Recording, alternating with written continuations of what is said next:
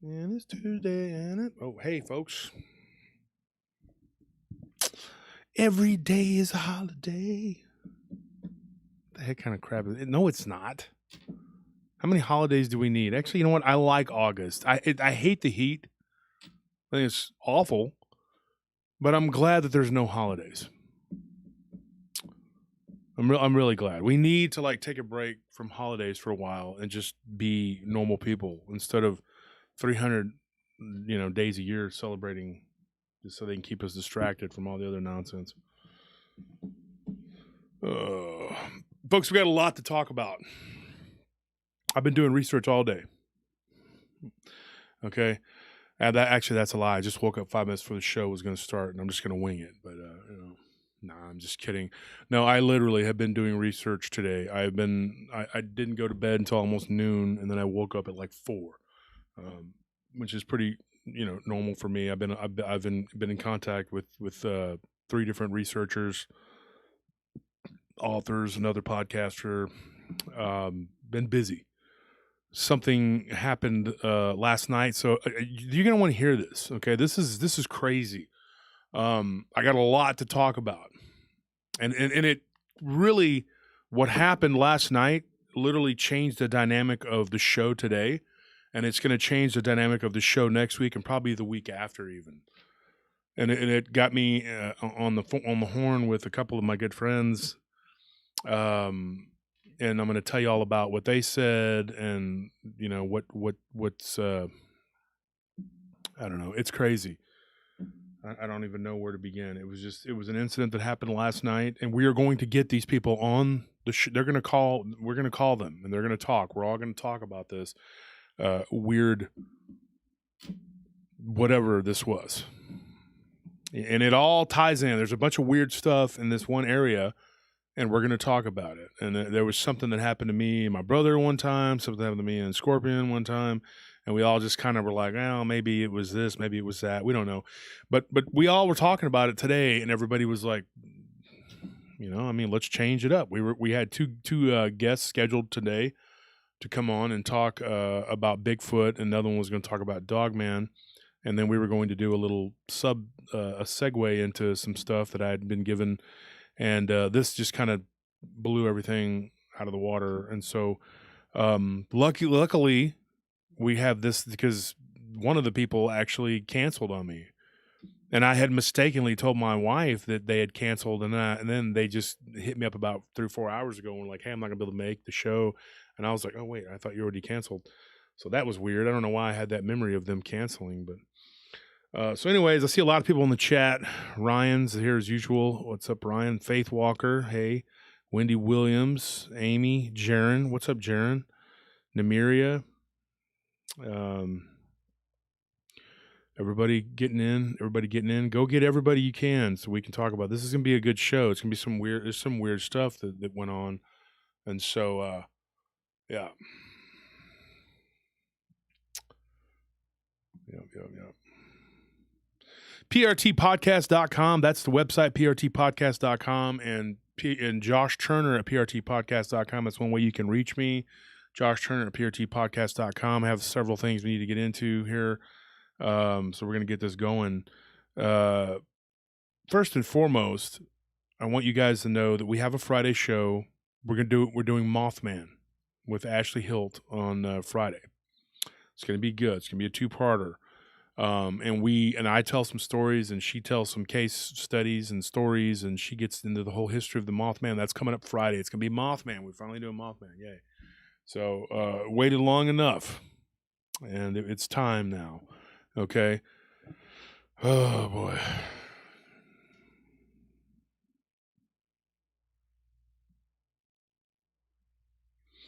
This is trying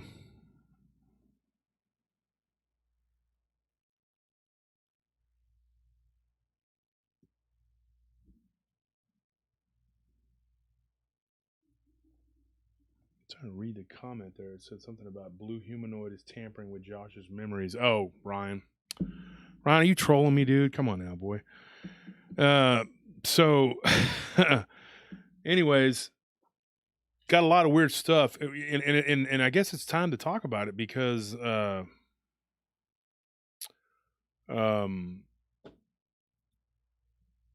the stuff kind of hit the fan, so to speak. It hit the fan, folks, and when the fan hits the fan, when it hits the fan, then it's going to hit you very hard in your backside, and you're probably going to be hurting quite a bit.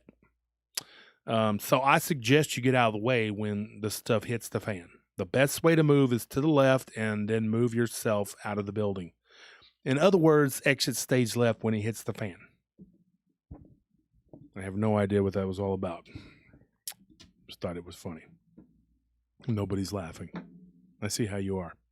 You know what? I'm just going to turn this off. No more. Show's over, guys. You don't want to laugh? You don't want to laugh? Okay, goodbye. Just kidding, like always.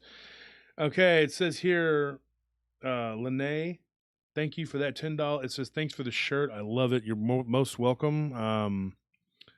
Thank you for being a supporter of the show. And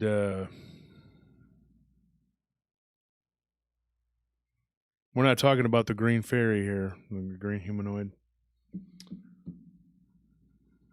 It's waiting for some people to show up. Let me get the Patreon going here, guys. We got Ryan, Super Hornet 1, Debbie Wolf, Extreme Reality Check, Histotech, James Estrada, Tim Renard, Ricardo Herrera, Barry, Titan, Chronological, Dead Man Walking, Guy, Don Wells, Melissa Panay, Derek Tribble, Andrea Crass, Patrick Nickerson, Shannon, Dick Richards, Joyce Brunette, Wendy Page Williams, Barbara Blindy, Martin Hertel, Terry Fusler, Chris Clough, Lou the Goober Destroyer. He's changing it. Curtis Turner, Philip Morn, Alexander Murphy, Matthew Durgo, Chris Smith, and Ralph Ayub. Lou, you are getting you're changing it. Like you're just changing it up, dude. I like that. It's keeping us on our toes here. I was about to say Lou the good dude, and he's no longer the good dude. He's the Goober Destroyer. So I want to apologize to Angela Pelleggi. I did not get a chance to go up to the P.O. box today to pick up that package, and I left it sitting on the counter. I was going to show some of the little things that she had sent me, and I left it sitting on the counter, and I had to call up there and say, hey, I left my package there, and they were like, okay, we put it up, so I'd like to apologize for that.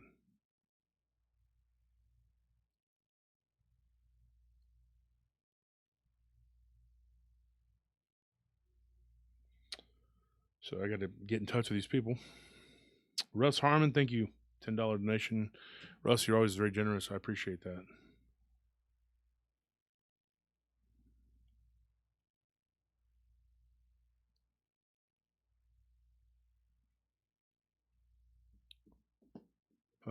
It's been a very busy night and day we've had.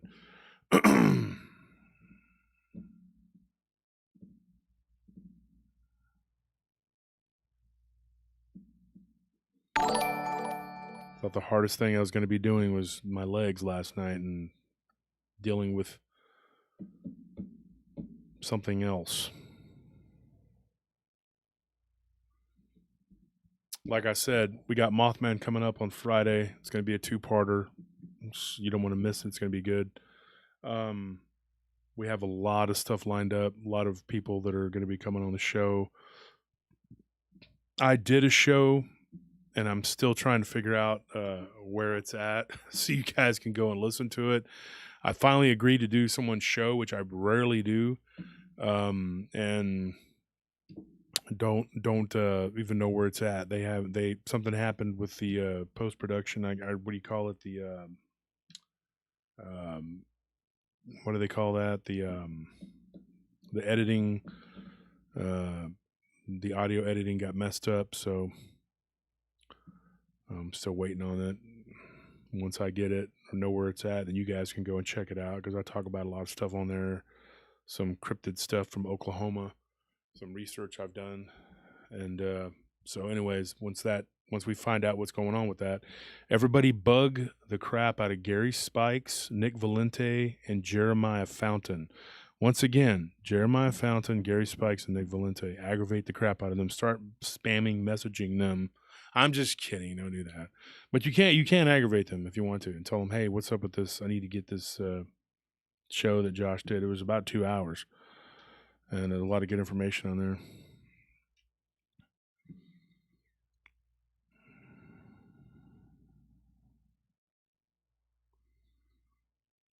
Anyways, we got several groups. Don't forget about John King, Paranormal Truckers. It's now called Paranormal Trucker Podcast. He's trying to put a podcast together, and he's done some pretty cool research, and so I decided to back him up and be an admin in his group. I'm also an admin in Paranormal Encounters, which is Mushu's group, and then of course Paranormal Lounge, which is Nellie's group, and then last but not least, Paranormal Round Table, the main group. And then we have, of course, the fan page, which now says Paranormal Round Table underneath it, which is smart because everybody was thinking I was Josh Turner, the country singer, and that's not me. And everybody kept thinking that's who I was, and so people were joining and putting Josh Turner fan stuff on there from the country singer, and I kept thinking this is getting awkward, having to tell people that, well, I'm not that guy. I'm not as cool as him. So anyways, there's that. And then, of course, we have a couple other official fan page, and then we have a Paranormal Roundtable fan page. So you guys can hit up all those groups, in particular the Paranormal Roundtable group page. I would suggest everybody being a part of that group. It keeps you abreast of what's going on. We are going to do the hat giveaway again this week. We're going to post the link to this show, and we're going to put it in Paranormal Roundtable group on Facebook. Leave a comment, a positive comment. You can leave any comments you want, but more than likely a positive comment will be more appreciated and probably noticed. But somebody will pick at random a person that leaves a comment, and they will receive a hat. And so that's what's happening with that. Sipan Rios, I think it's how I'm not sure if I said your name right, but you were the last week's winner. And so who knows, folks, you might be this week's winner for this show. And then, of course, on every Friday, we drop a show and we give away a book. And I was on the phone actually with Nick Redfern about an hour ago before I headed to the studio, and we were discussing this case that just happened last night, and he has his new book coming out, and in early September, he's going to autograph several copies, and I will have them in stock as giveaways. So, trying to think of what else we got. Trying to think. That being said, I got to show something. A friend of mine, I told him I would promo this. This is monster sauce. And I got to say, it tastes delicious. And he autographed it right there. It's Lyle Blackburn. Great friend of mine. Talk to him all the time. And he sent me 4 bottles of this stuff. He autographed them all. So I was going to give a couple of them away as giveaways. We were going to do it for the art contest. The art contest has kind of just faded because we did the Jersey Devil, and then it was kind of, some people sent some in. Things didn't work out. My mother passed away in May, of course, and then everything just kind of stopped. We kind of stopped doing it. But what I was going to suggest is, since we're doing the Mothman show next week, how about we do the Mothman? Hey, Anthony, have we done the Mothman as an art contest? Have we done Mothman as an art contest? Okay, I don't think we have. So we're going to do the Mothman. And you guys can wait until Friday or whatever and try to get it out. And we're going to do the prizes like we did. We're going to do Mothman. So you guys poo-pooed the Jersey Devil, okay? All right? Hope you're happy. You torpedoed it with your ridiculous selves.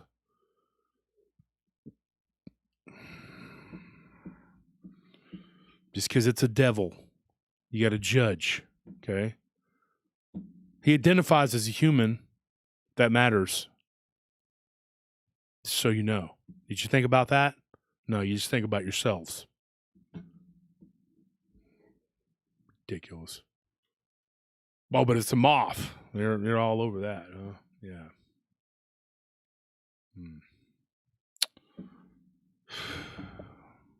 Mothman, Mothwoman, Moth whatever, Moth individual. Another thing I want to show you. This is pretty cool.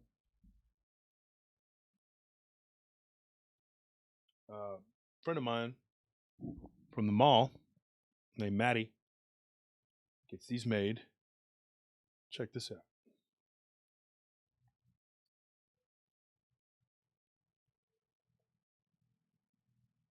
Oh, might help if I plug it in correctly.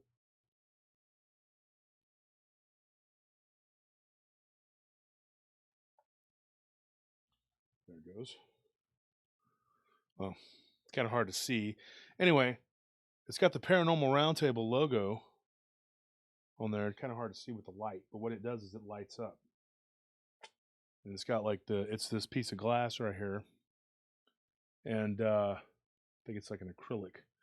It's got the Paranormal Round Table logo on there. And it's got the little light up stand, and you can plug it in, or you can put batteries in it, and it'll change color. And so we are probably going to be maybe giving a few of these away, and then we're thinking about selling them. So be looking for that. And there it goes.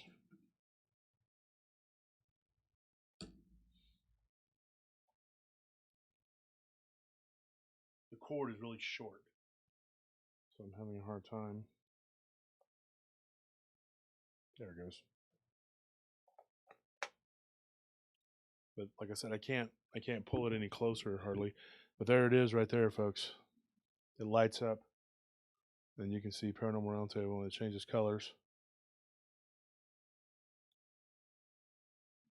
See, there's green, blue, yellow. Anyway, you get the point. And it's really neat. And so, yeah. So we have that. And we're going to be giving some of those away and then selling them. If you're interested in them, hit me up, PM me. They are not available on the merchandise sites yet. We have pillows, though, and pillows are actually pretty comfortable. Anthony goes in there in the office and sleeps on the couch with those pillows. So those are pretty comfortable. Check out Lyle Blackburn's Monster Sauce. Buy some of it so that Lyle can make more money to invest in the action figure line that we're trying to put together. Folks, we need your help. And if you guys would be interested in helping with the action figure line, hit me up, because I'm looking for some investors or anybody who's willing to donate money to get it started. We're probably going to put together a Kickstarter. We're going to get together and we're going to figure out which cryptids. Voice your opinions. Give me your opinions. Go to the Paranormal Roundtable group page and voice your opinions about what cryptids you think that you know. I'm going to have Nelly make a post on there. Asking the question about what cryptids you think we should be doing. And then you guys can decide like what you think. And so it'll be PRT people predominantly with the decision on what, what you want. And this sauce actually is very tasty. It's not, and if it was crap, I would have just been like, wow, sorry, I'm not going to promote that. I was offered to promote something for my beard, which burned my beard. And then I go on Amazon and I look and I see, and I'm going like, okay, this is not something that I want to promote to my listeners, because I'm not going to promote something that I am not on board with. So if even a friend of mine sends me something that's garbage, I'm going to be like, okay, probably not going to do that. But yeah, the monster sauce is actually very good. It's not just a gimmicky thing. It's actually very tasty. Lyle actually makes his own protein bars too. I told him maybe he ought to start marketing those.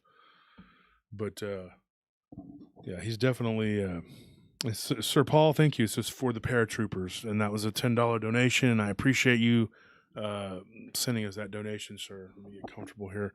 We have a lot to talk about. So, all the pleasantries out of the way, everything. Something happened last night. We're gonna get into that. For those of you who follow the Paranormal Round Table group page, you may have seen a post that was made last night by my wife.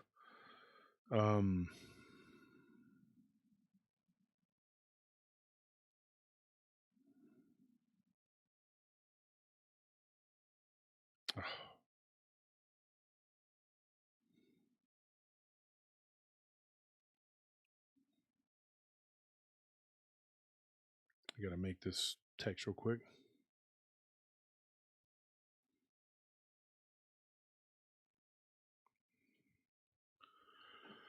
So there was a post that was made by my wife last night because something happened. Okay. One of my guards who's willing to come on the show and talk about it, her name is Lily. And she had a really weird encounter last night with what she first thought was a UFO. Okay. Now I'm going to get into some stuff about this whole area down in South Austin, and it is close to where I used to live, actually. Probably 7-8 miles from where I used to live, which I lived in a house that had all kinds of weird stuff happening. And the whole area in South Austin, going from probably Stasny, if you look at a map, all the way past Onion Creek, going south toward Buda, is a very odd area. There's a lot of weird stuff that goes on there. My buddy of mine had a house right off of right before you get to Stasny when we were young men growing up, and it was haunted. And I saw a shadow person in that house, and I thought, geez, how many houses in this area have weird activity? And I know that there has been a lot of UFO activity in the area. People seeing orbs. Me and my brother saw something weird run across the road one time when we were traveling from one site to the next. We still don't agree completely on we don't know what it was. We just saw it like run across the road, and it was, we don't know what it was. My brother said it kind of looked like some sort of, I can't even describe what he thought it was compared to what I thought it was, which we never could be on the same page because neither one of us could figure out what it was. We both saw it. I think I got a better look at it, but I mean, who knows, dude? It looked almost like if you took a hyena. It was on all fours, so it wasn't like a dog man. But it was like if you took like a hyena and stretched it out and turned it into like, I'm trying to remember like the word that he used. Like I don't even know what you could call it. Like it moved almost like a turtle. And it was weird. It just came out of like this bamboo, like from this brush and went into like a bamboo, some bamboo stalks or whatever, went down into this ditch and ran across the road really quick.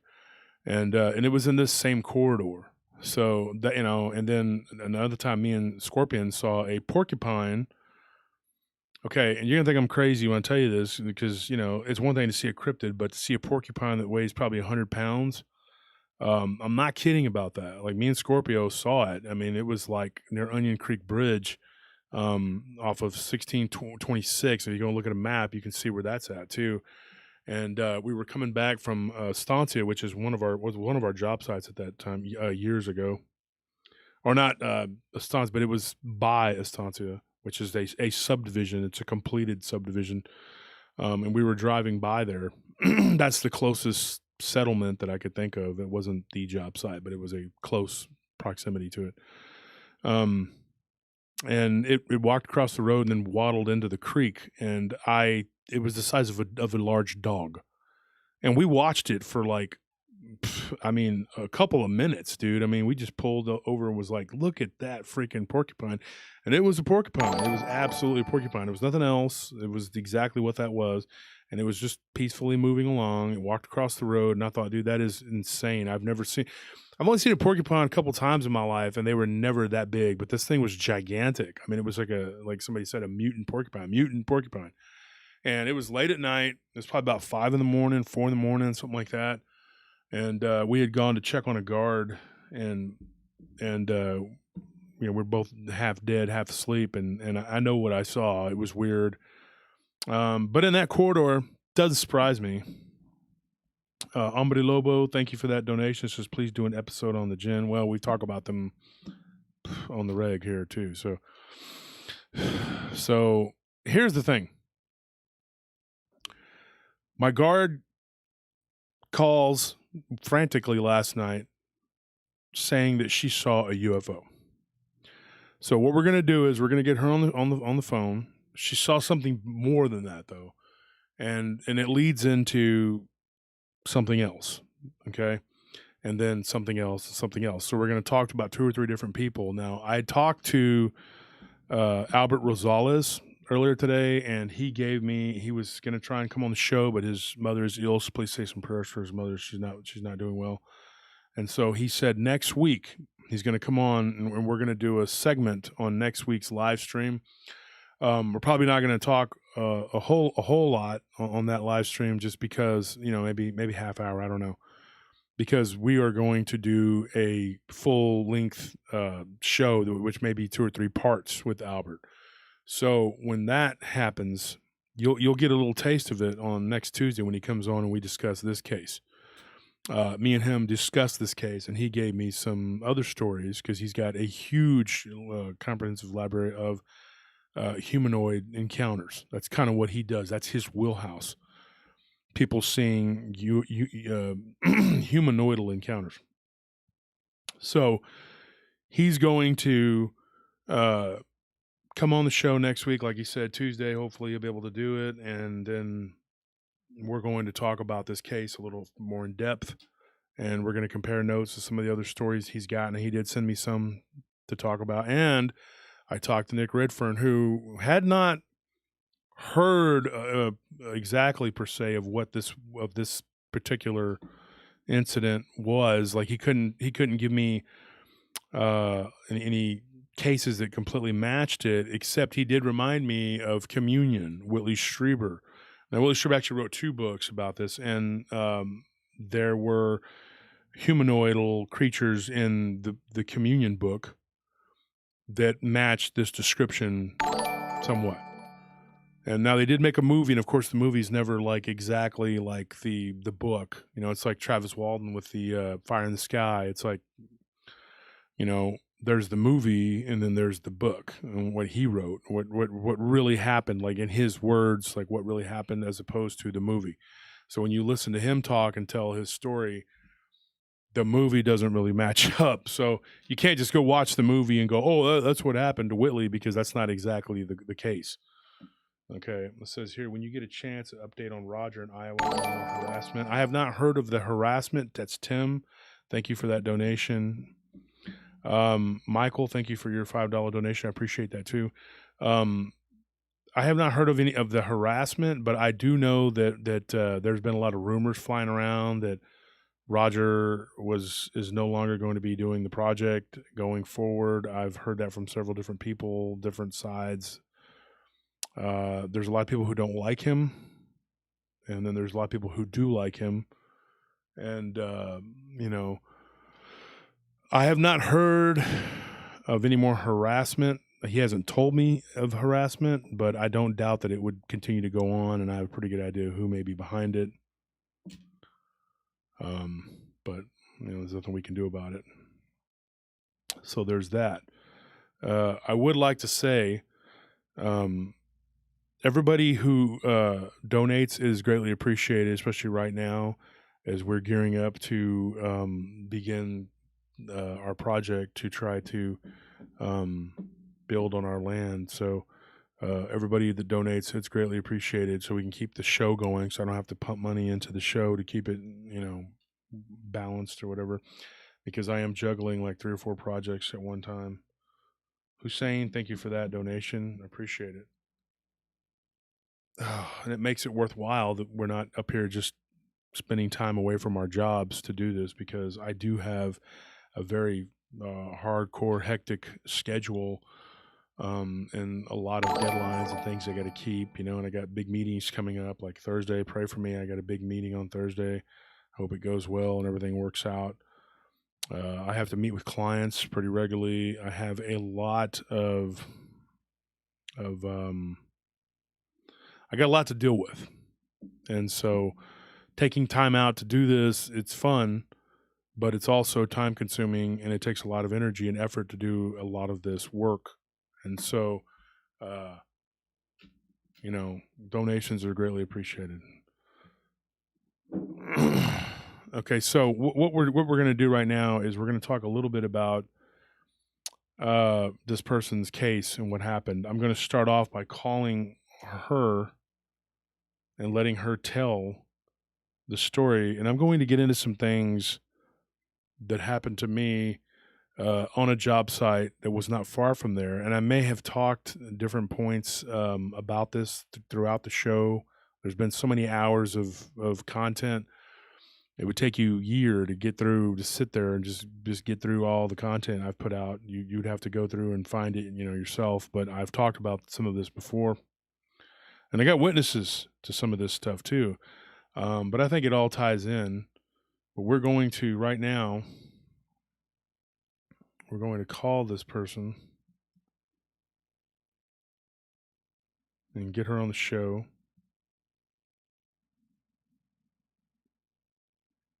So just bear with me.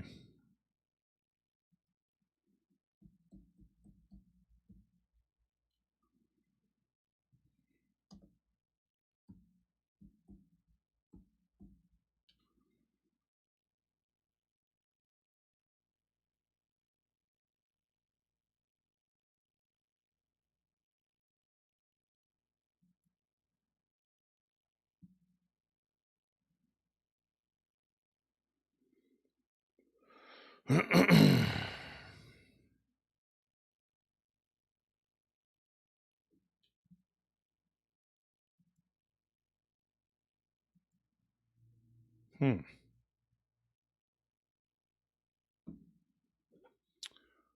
think we got a bit of a problem.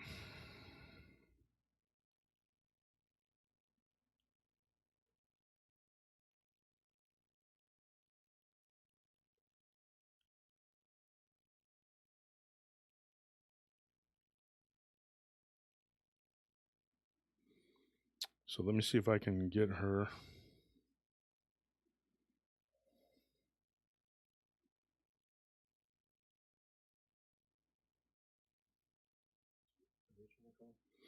Trying to call her through Messenger. Lily. She doesn't have Facebook? Yeah, she does, but there's no way to call her on her.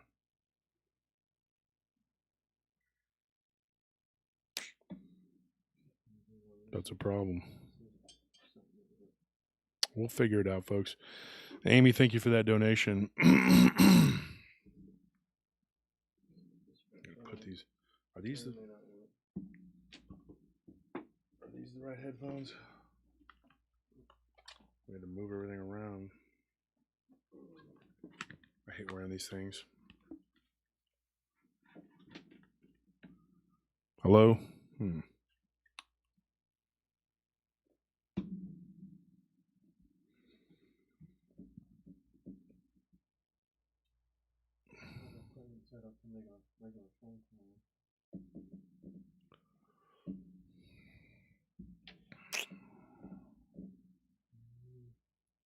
I don't understand why her Facebook isn't set up for that.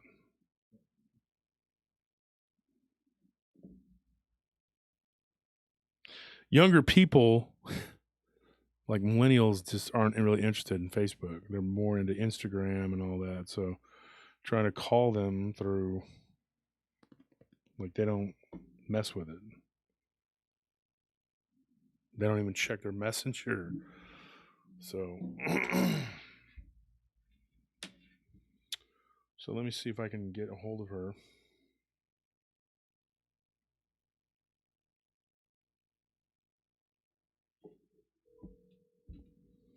Just bear with us, folks. Hello? Hey, so we're trying to get a hold of you through Messenger, and Yeah. Faith Walker, thank you for that donation. Yeah. So let's go back to it. No, the other one. Yeah, there you go. Okay, so if you go to your Facebook Messenger, then we might be able to get you through. Otherwise, because we would have to do a bunch of stuff to set it up to do the phone call.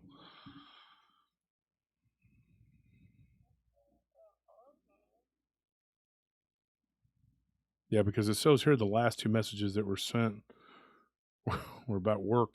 It says here, can you work tomorrow? And that was July 21st. And that was never received. Yeah, I'm going to send a message over right now. Okay, we just sent another message right now. And it's on your Josh Turner account? Mm-hmm. I don't know. It's showing me that you're active, and it says that we're friends. It says you're friends on it. Mm-hmm. But there's not like. Hey, we'll send him a message, Lily. Try to type me a message through Messenger. Go to Messenger. There we go. I just sent it. See, that's a different one. All right, so we can call her on there now. Okay, now we got it. Now we're gonna call you. Okay, I'm gonna hang up. Hang up right there. There we go. We got it, folks. All right, let's call her. Make sure that these headphones are working. These headphones. Hey, can you hear me? Folks, can y'all hear Lily? Go see if you can hear her in the sound in there.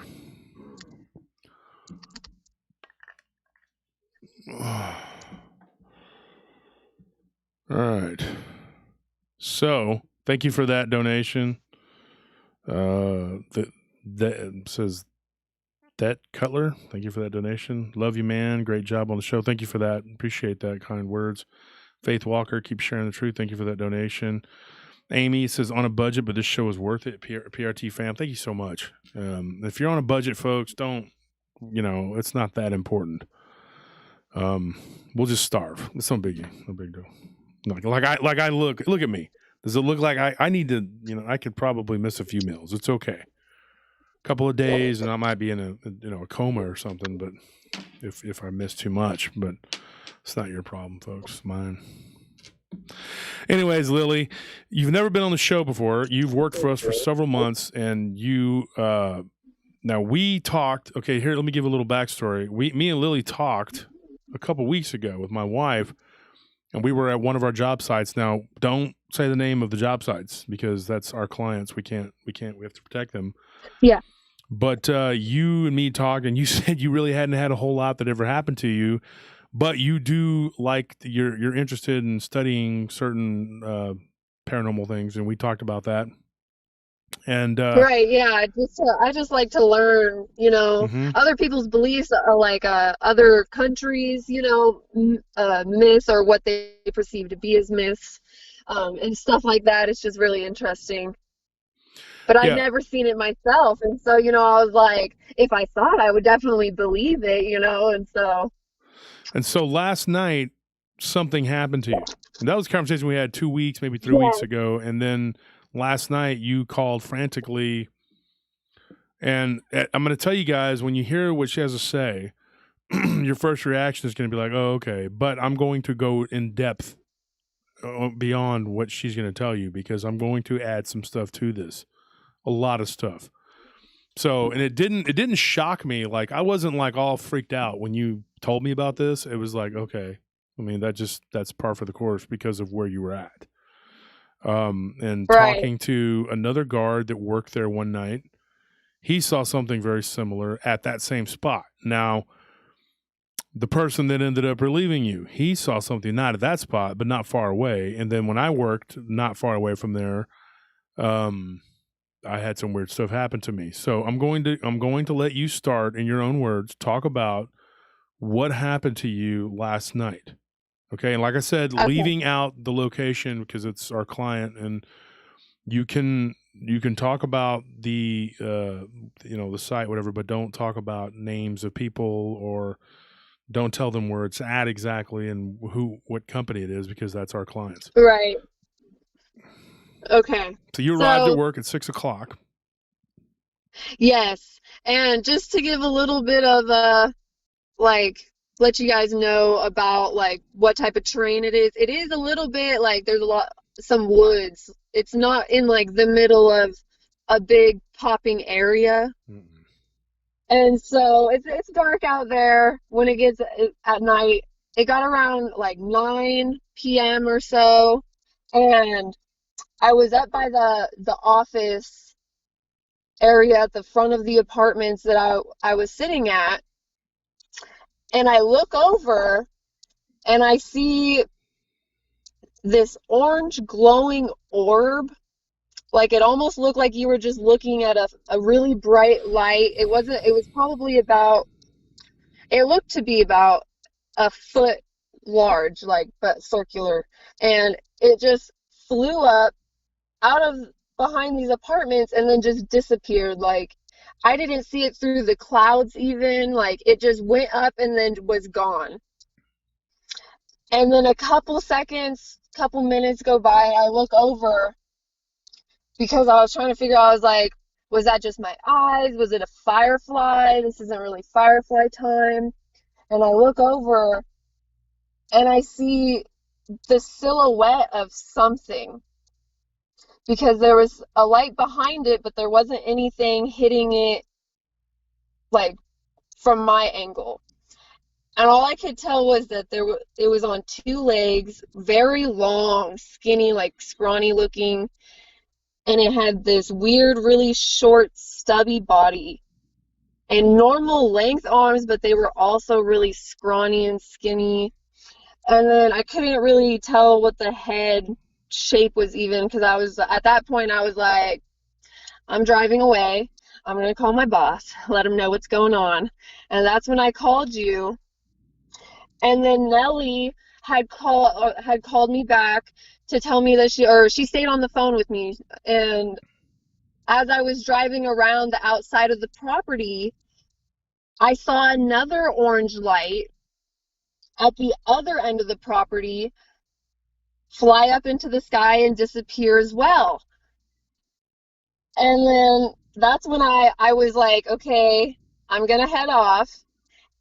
And I look over as I'm leaving, and down the road near a stop or a street light is another one, or the same one, not sure. And I was like, I'm getting out of here. I'm gone. And that's when I left. Yeah. Now, what describe the entity or creature, whatever that you saw at the end of the street? It looked the same, and oh yeah, I saw that's when I saw like this it was this bluish gray, like almost like a steely gray, or but it was a little more blue than that. And it was like, and it was that same, it looked kind of like a goblin almost, but like with just really long legs. Yeah. And that's when you left, right? Yeah. And we switched you out with Clark, who's actually Clark is my nephew's uncle on his mother's side. Clark is a former Marine. He's 6'5", big guy. He's not scared of anything. I've known Clark for 11, 12 years. And he's not a scary guy. He's not a scaredy guy. So I sent him over there and didn't tell him a whole lot about what was going on. And He texted me actually last night and was like, do you feel like something's watching you while you're out here? Yeah. And that is, okay. And now here's the thing, Lily, and I didn't make much of this, but I was told by another guard that had worked out there one night that he saw a UFO. And it was like the second night we were there, I think. First or second night, and I was like, really? And then there was nothing else that was really mentioned about it, and I just was like, really? He didn't even give me a detail. He goes, yeah, just like I saw this light go up and it was gone, and I was in such a hurry, and I kept thinking I'm going to get back and talk to him about this, so I didn't get a color or anything like that. He just said it looked like a ball of light, and so I didn't think nothing of it, and so I just kind of like blew it off, and then that person quit. So, and then they got paid, and then we just never talked again, and it was not a big issue. It wasn't a big deal. And I asked him if there was anything that we had done, and he was like, no, I got a different job, and my schedule's different, and so that was the end of that. So it didn't shock me when you said that because of the area. Mm-hmm. And now I've worked out there for several hours and on a couple different occasions, and it does give you a very creepy vibe. The main guard that works out there, and I'm going to bring him on too. He doesn't really, I don't think he really wants to talk about just anything there. He said he would talk about Menchaca, which is another spot, but he didn't really want to talk about that one. So I guess we're not gonna get into it with him on that one. But Clark said that he was going to talk about some stuff. So and folks, just so you guys know, and Lily knows this, my podcast and my research and all of my weirdness, I don't really put it into the security business. It's kind of compartmentalized. There's 3 things I do, with my time. And one is I train, I lift weights, and I do MMA training, whatever. And then I also do this, and then I have a security company. And Lily can attest to the fact that I don't really mix the 3. There's people that I have a podcast, and people that I do the training with, they know that I have a podcast, but it's not like the foremost. When we're at the fight school, we're talking about punching, kicking, grappling, things like that. We're not talking about weird stuff. When we're on job sites, we're talking about security.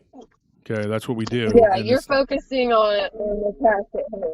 Yeah, at the task at hand, and we're not. Hey, you want to see anything weird? Hey, tell me. That's not happening. I did forget to mention.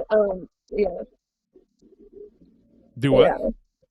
I did forget to mention the sound that I heard while I was on the phone with Nellie after you had said that you were going to go talk to Clark. I was on the phone with her, and I was like, I hear something, but my car's off. And it was this weird vibrate, like it wasn't like growling, it was like vibrating. It was a weird sound. And there was nothing going on around me at all. Like there was no cars driving by, there wasn't any cars on or anything like that could possibly have been making that sound. The humming, vibrating noise. Yeah. Yeah. I even checked the generators. Yeah. That's happened to a couple different guards there, so that's not unusual either, and they can't figure out where it's coming from. In fact, one of the foremen actually asked one of our guards one night if they heard that noise. So we don't know where that's coming from or what that is, and it is not the generators, and it is not. It's a weird place. I mean, it is a weird spot. And it is, and it's a very creepy spot, and the time that I spent there wasn't enjoyable. I mean, I was like, I felt like something was there, like watching me. And then it's the area is kind of weird too, because it looks like the apartments that are there look nice. The ones across the street, like they look nice. The ones that are down the street. There's a lot of there's a lot of crime that happens there, though. Yeah. One night, Pat was working there, and somebody was shot and murdered while he was on shift. Yeah, I remember. Right there. Yeah, and so, it's like that also adds to the creepiness of the site, like the fact that I knew that that's happened before, like right there, and it tends to happen in the apartment complex for some reason, and then the rest of it around it is just woods. So and it's now, like the park that's right there too. Now here's the weird thing. I got a weird report, and I was going to use this. I'm still going to probably tell this story. I will tell a real quick thing of. There are a lot of deer around there. Okay. Mm-hmm. Oh, so many. Yeah, there's so many deer. Okay, but right there at that park right there, okay, you know what I'm talking about. There's a park. Yeah. There, I got a report from somebody who says, yeah, I live in that area, blah, blah, blah. From somebody I used to work with at the other large construction company we work for. And they said that, and they gave me the exact coordinates, and I know exactly where it's at. It's in that park. Okay. And people will go there and they'll just park there. I don't know what they're doing. And then there was somebody that was parked at the end of the street for months. I don't know what that person's deal was. It was They just were homeless. so weird. It was a homeless person or something. I don't know what they were doing, but Yeah, they were sleeping in their car. yeah, and I never could see anybody in the car, and so I don't know how they could I would stand all see the them lights walking coming on to around. them when they were. But at that park right there, this person claims that their uncle was a police officer, and that he actually saw a three-legged deer. The front leg was missing, and that this deer was walking on three legs, but that it stood up on two legs and walked into the woods, which I thought was No. completely weird to hear. But I've heard so many stories about mutant deer, and I was going to do a show just on weird wildlife, like and and I already told the porcupine story earlier because I saw a porcupine had to be dang 100 pounds, not far from there near Onion Creek. Yeah, No. yeah. Me and Scorpio, we saw it like it was years ago, probably 2015 or Yeah. 16, and it was like walking across the road going into the water, and it was huge. It was like the size of a dog. I couldn't believe it. I'd never seen a porcupine that big. I only seen a porcupine a couple times. They're not a common animal, but it was gigantic, and it was moving very slow. He was just methodical, just moving along. And so I don't know what is causing the weirdness there.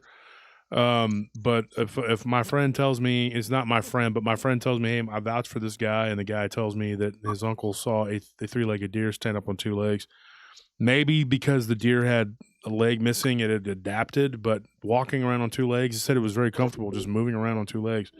He said it freaked him out, and it was just a weird looking, and the eyes were a weird glow. So that's a weird story that happened right across the street from there. Here's the thing.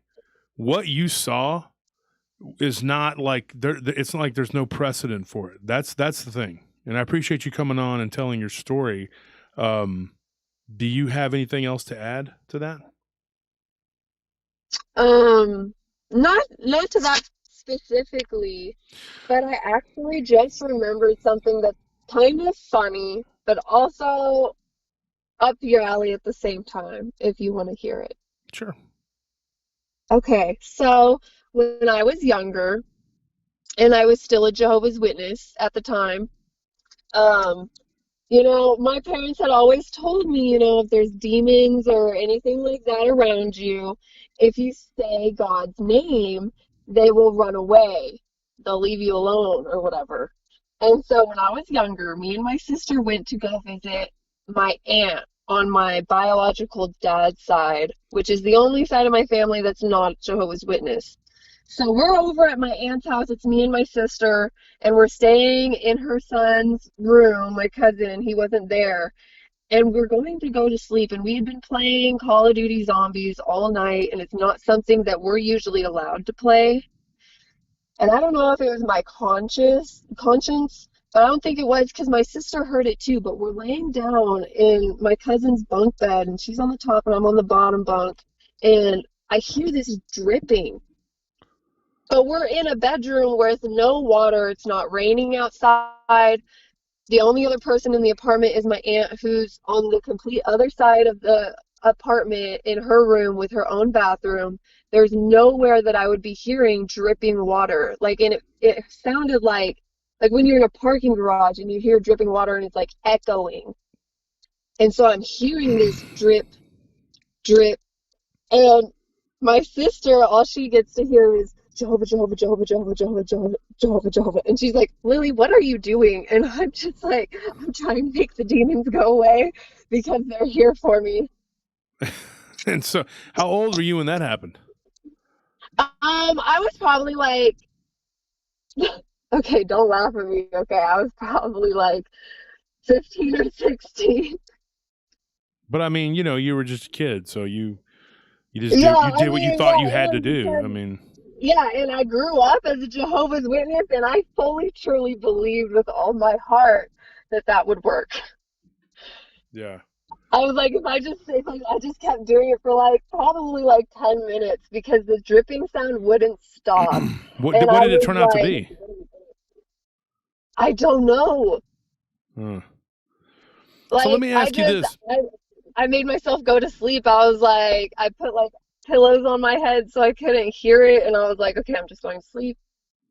And then when I woke up, I couldn't hear it. Now, last night, one of the things you told me and you told Nellie was when the first ball of light came up and went down, you saw.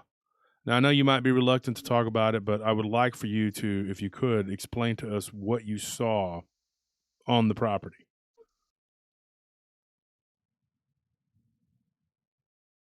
Are you there? Yeah.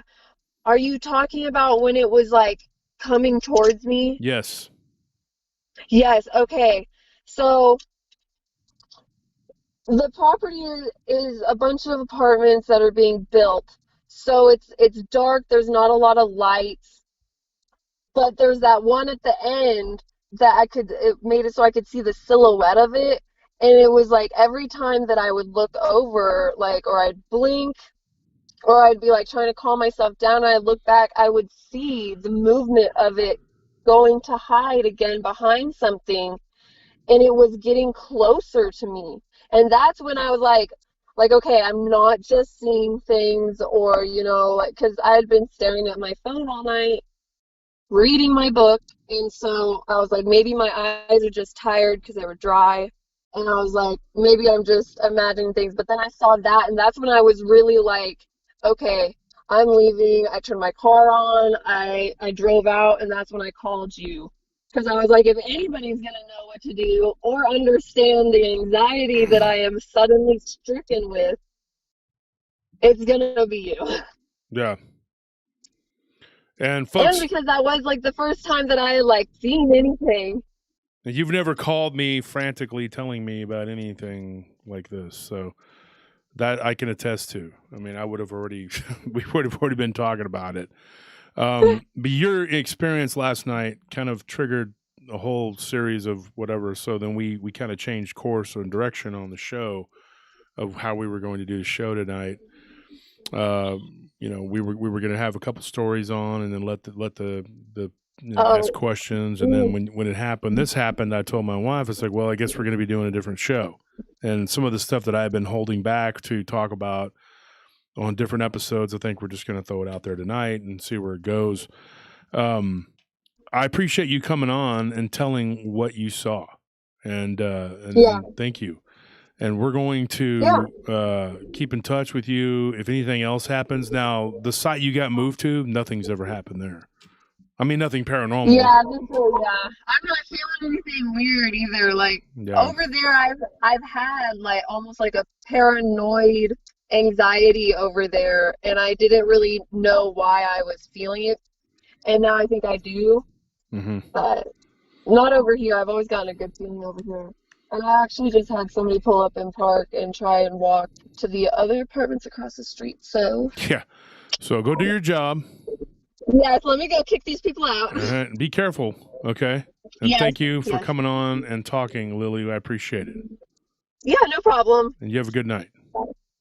You too. All right, bye. Bye. So, folks, that was Lily Spoda, who works for us. She gave us permission to use her name. And it's crazy. But here's the weird thing. The guard that I replaced her with, I've worked with him multiple sites. We've worked together for about 11 years, give or take a year. He was gone maybe a year or two altogether, but he's been off and on. But for the most part, he's worked for us since 2010, I believe. He is my nephew's uncle. He's a former Marine. He's 6'5", big guy. Like I said, he's no pushover. And his name is Clark. And we had a weird incident happen to us. I talk about it on the Halloween episode of 2019. We did the episode and where the word feweth appeared when we were talking about a water spirit, and I was talking about doing the show for Halloween and what I was going to do for Halloween, and we were talking about what we were going to do, and he was like, telling me a couple weird stories that had happened to him when he was living out in Menchaca. We had a site out there, okay, in the actual city of Menchaca, which is just south of Austin, full of weird stuff. I mean, that place has a lot of weird activity. Everybody that I've known that's ever lived out there for any length of time has had weird stuff happen to them. Had a dogman story out of there. Woman claiming that something was tapping on her window. It's very short. It's not real long. She was like 8 or 9 years old, I think. I think now she's in her early 40s. And she told me and a buddy of mine, actually, that had a dogman encounter in South Austin, that she opened the blind a little bit just to see, because she thought it was one of her friends, and or not her friend, her sister's friend that would tap on the window. And maybe she got the wrong window because her sister used to sneak out at night, who was already like in early teens or whatever. And so she was all like, I'm just going to open the curtain and bust, you're busted, boom, and I'm going to go tell mom and dad. She was going to go snitch. She opens up the curtain and there's this like, not a big one either. She said it was like a small werewolf. And she said it wasn't big. She said it was like maybe 5 feet tall, but it was really muscular. And she said maybe because it was dark and maybe it was squatted down, so that she didn't get a good look at the size. But she said it was like maybe 5 feet. It wasn't like some big hulking thing. But she said it looked like a quintessential werewolf, like you would see like on The Howling or one of those movies, And for years she had nightmares about it. So she closed it. And a couple of weeks before that, one of her cats had gone missing, and then the neighbors had a cat that went missing, or a dog, or something had happened. So she figured that that's what it was, and that her sister and them had snuck out on one occasion, and upon returning, saw some weird-looking creature in the backyard eating the dog's food in the dog house, and the dog was nowhere to be found. And so they don't know if the dog ran away because of this thing. They didn't see it. Her sister didn't see it on 2 legs. She saw it on all 4s, and it was her. She had snuck out one summer night, and that's when she saw it. And she said it looked like a giant dog, but like with wolf-like features. And they thought it was just the weirdest looking stray. Now, this happened right outside of Menchaca, in this area that we're going to talk about. If you look at it on a map, from Menchaca to the spot where Lily saw her weird thing, okay, and then you go to the south a few miles, the highway is, I think, 1626. That's where a lot of this weird stuff happened. And then the next street up is called Slaughter Lane. Slaughter's named after a man. It's not because there was a slaughter there.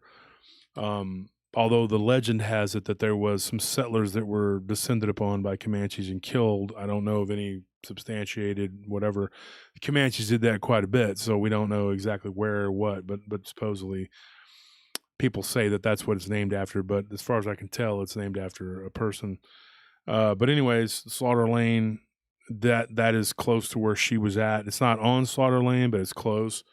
And I have gotten a ton of weird reports. I could do just a whole Friday show just based on reports I've gotten out of there. The Porcupine thing that me and Scorpio saw was just south on Old San Antonio Road, just south of 1626. I would say probably about 5 or 6 miles as the crow flies from where Lily was, and probably about 3 or 4 miles from the Menchaca site that we used to have that we don't have anymore because that project is finished. And like I said, we can't give exact locations or anything like that because of our clients. But I do have a guard that has worked both of those accounts, and he's not really interested in talking much about the account that Lily's on right now. It's his choice. He just doesn't really. He had told me a couple things, hearing noises, thinking something was there, seeing things there, and just told me tonight that he wasn't really up for talking about that, but he will talk about what happened to him at Menchaca. So I said, okay, doesn't completely make sense, but it's his prerogative. So his name is Mike Tooley. I've known him since 1996, and in fact, when you go back to the episode of The Restless Widow, I actually talked about him because he used to work at the restaurant Taco Cabana doing security, and I used to go up there just about every night and get free food and then go back to my haunted house that I worked at. Oh, Austin.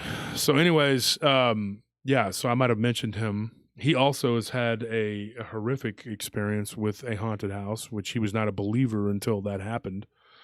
He has stayed with me briefly on a couple different occasions and slept in our house. So he's had some weird, you know. We're not going to get into all that tonight. We actually recorded with him one night several months back and took his ghost story. We were going to put it on a Halloween episode, and the Halloween episode was going to be um, just back to back to back people telling their stories. And then we thought, well, we could do that on the live stream. So we're just going to make the Halloween. We're just going to retell the people's stories on the Halloween show, which we did. That's the one with the last one on 2020, where we did the one about the goo people were finding, like with the blobs and all that. And various other weird, creepy things. If you go back, those Halloween episodes were pretty good. At least I've been told. I always think that my shows could be they could be better, but I do the best I can. So we're going to talk to right now. We're going to get a hold of a guy named Clark, who can tell you a little bit about this phenomena. Here's the weird thing. When what happened to Lily last night, we had to make a switch, okay, at like 1 a.m., which isn't easy. Clark was willing to go do it, okay? So we moved Clark from his spot and moved her and Lily to his spot. And Lily she had to leave. I mean, it was very scary what happened to her. But Clark wasn't given like the whole story at first. Just told, hey, can you do this? Something happened, and and so she is scared, and he's like, okay, fine, whatever, because nothing seems to scare Clark. And then he gets out there and he's messaging me and calling me, telling me, dude, I feel like there's something out here. There's something weird going on. I don't know. I feel like somebody's watching me, following me, hearing noises and stuff. So I'm going to try to get a hold of him. And we're going to talk. And then I'm going to tell you the story of what happened to me at a place called Waterstone Project. Get this. The guy that we're working for, okay, is actually in the Guinness Book of World Records. I'm not going to give you his real name, but he goes by Snake, and he actually runs these accounts. This is a very large company. I can't say the name, whatever. But I've known this guy for years. He's from my hometown, and I used to work with him at the Legion Hall doing security for him, which is also haunted. There's a ghost upstairs in there, and I never go up there because there's just bad energy. I didn't like it. But we have worked together since 2006, and I worked with him at the Legion Hall for about 8-9 years doing security for quinceañeras, weddings, funeral receptions, and the like. And he is a rattlesnake. He was on a show called Rattlesnake Republic a while back on Animal Kingdom, and he is a rattlesnake sacking champion. He goes and he catches rattlesnakes. Now, one night when I was on the job site back in 2006, working, oddly enough, just a few miles from where this happened with Lily, he came because I urinated on a rattlesnake. True story. Like, I got out of my truck, tired, half asleep, out of coffee, fixing to go grab some more coffee, and I'm like, and I did that, and I heard and I look, and something is lunging toward me, and I jump back. And I'm not saying I got cat-like reflexes, I'm a ninja, but I'm pretty quick for a big guy. Anybody that knows me in real life knows I am not. And I throw that out there because I'm telling you, I dodged it. I moved, and could have easily been killed or put in the hospital. So then I ended up jumping in the back of my truck and looking around, and this thing went under my truck. Okay. So then I got to jump as far away from the truck as I can. Okay. Luckily, I always carry I have a little Stinger flash that's really powerful. We use these. They literally run about $120. And I tell every guard that works for me to invest in that. Okay. And I look underneath the truck, and it's gone. Yeah, I don't know where this thing is at. So then I got to get in my truck, try and hope I'm not going to get bit on the ankles, or something, and I was wearing pants, but not big old boots or anything. And so then the next day, I had messaged Snake. Next day, he comes out there and he digs through brush and he finds a big old like 2.5 foot rattlesnake. Does whatever he does with it, takes it. You know, I'm like, good, get it out of here. I also, in that same place, kicked a coyote. Yes, you heard that right. I kicked a coyote. But those were just the animal things. There was a whole bunch of weird paranormal stuff that went on at that site. And I was planning on talking about this when we got into it, about that whole area, but I figured now you might as well bring it up. It's here. So we're gonna get into that, what happened to me. But first, and I got witnesses to some of this stuff too. There were several people that were witnesses to this. So I'm gonna get into it. But let me call Clark and have him talk about what happened to him. So Clark, I'm going to be calling you if you're listening. I don't know if you're listening, but I'm going to get you on here and I'm going to put you on the spot. Let's see here.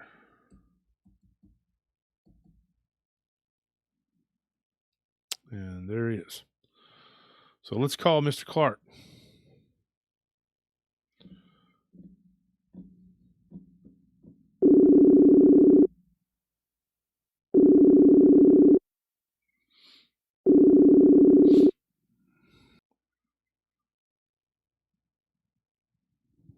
Hello? Yeah, I'm here. You there? I'm listening. Okay. All right. Now, first of all, Clark, Clark's from a Marine, so we've just got to give you the disclaimer: no cussing. So, just do the best you can. That's gonna be hard. So, like I was telling the people here at home, I've known you for over a decade, and you've worked for us for the better part of that. So, we worked together at a very rough location back in 2019 called Palo Santos. It's no longer there. It is now called something else, and the property's been sold. And it was for lack of a better term, a crap hole. And we cleaned it up. Yes. And but it was rough. We had a few. I personally had some physical altercations there, and so you and Scorpio and me and Russell or Diablo basically were the main four guards that worked it. And we cleaned it. Willie too, but we all worked it, and we got rid of the problems. I told the people that one night we were talking about the Halloween show that was coming up, and then I talked about what happened to us that night when the word appeared on the windshield, which was a weird thing to happen to me and you. But that wasn't in this vicinity. But that was a weird paranormal thing that happened between me and you. But that was a weird place. Now, when I moved you over there to this site last night, you were made privy to what eventually you were told what happened with Lily, but you weren't told the whole story. And then when you got there, you were kind of dumped. Hey, this is what's going on. I figured you could handle it. You're not a scaredy cat type guy. But after me and you talked last night, you told me about what you had seen, not at that site in particular, but what you were feeling at that site. And then you had told me about what you had seen on three different occasions. Now, you are actually, tell everybody where you're from.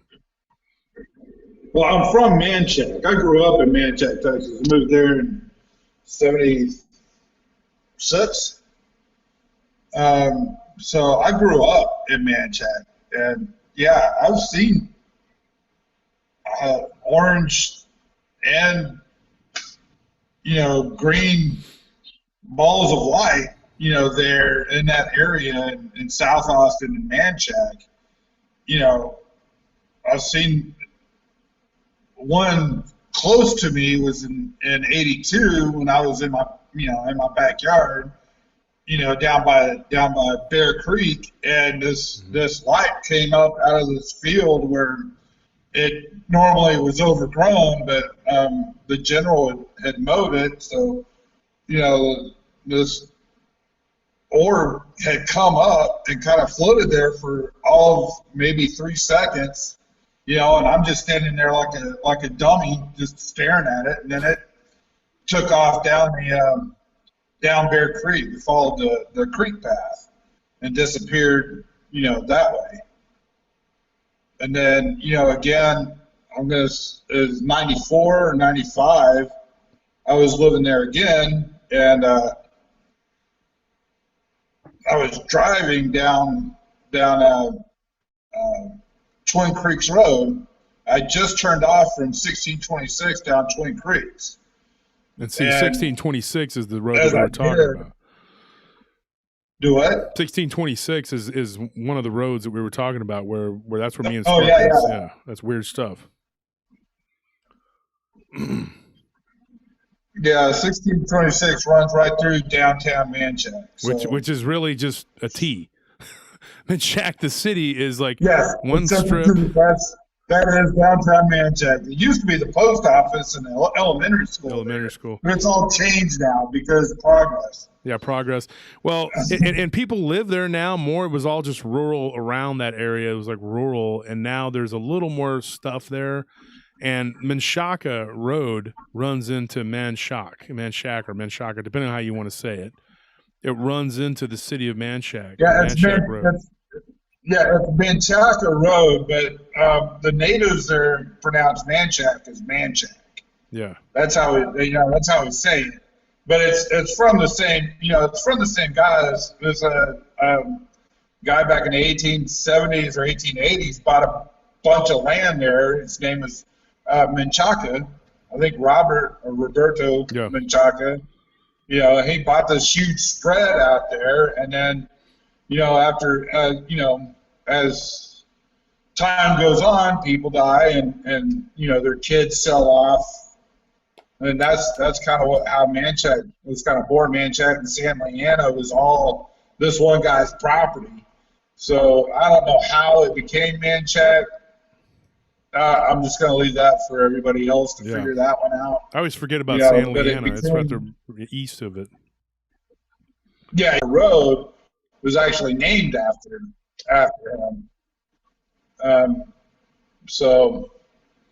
And that area, I mean, I've had friends growing up all through there, and there are places that you go that are haunted, or there's always activity that's going on down there.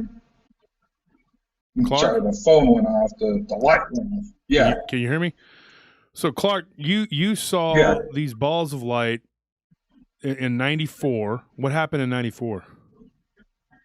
94, yeah, I was driving, I turned the corner from 1626 down to Twin Creeks, and when you first make that corner, you got about, 2,000-3,000 feet of straight road, and like right at the end of that, I could see this orange light like come out of this guy's yard at the, where the road starts to turn, and it came out, and I'm driving straight at it, and it's just sitting there hovering, and then it takes off into the sky. It didn't really scare me at all. I was just like, oh, that's weird. And then when it took off, I was like, oh, crap. Because at first I thought it was just somebody, with a light, at the end of the road, because I was still 1,000 feet away or whatever. And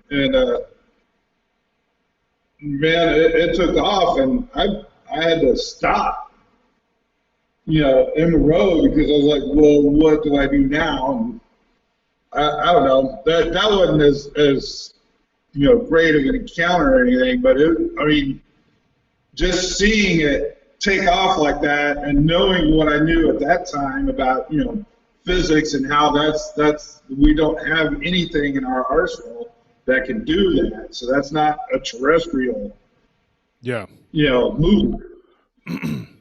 And you saw this also in 2004. You said like 10 years later.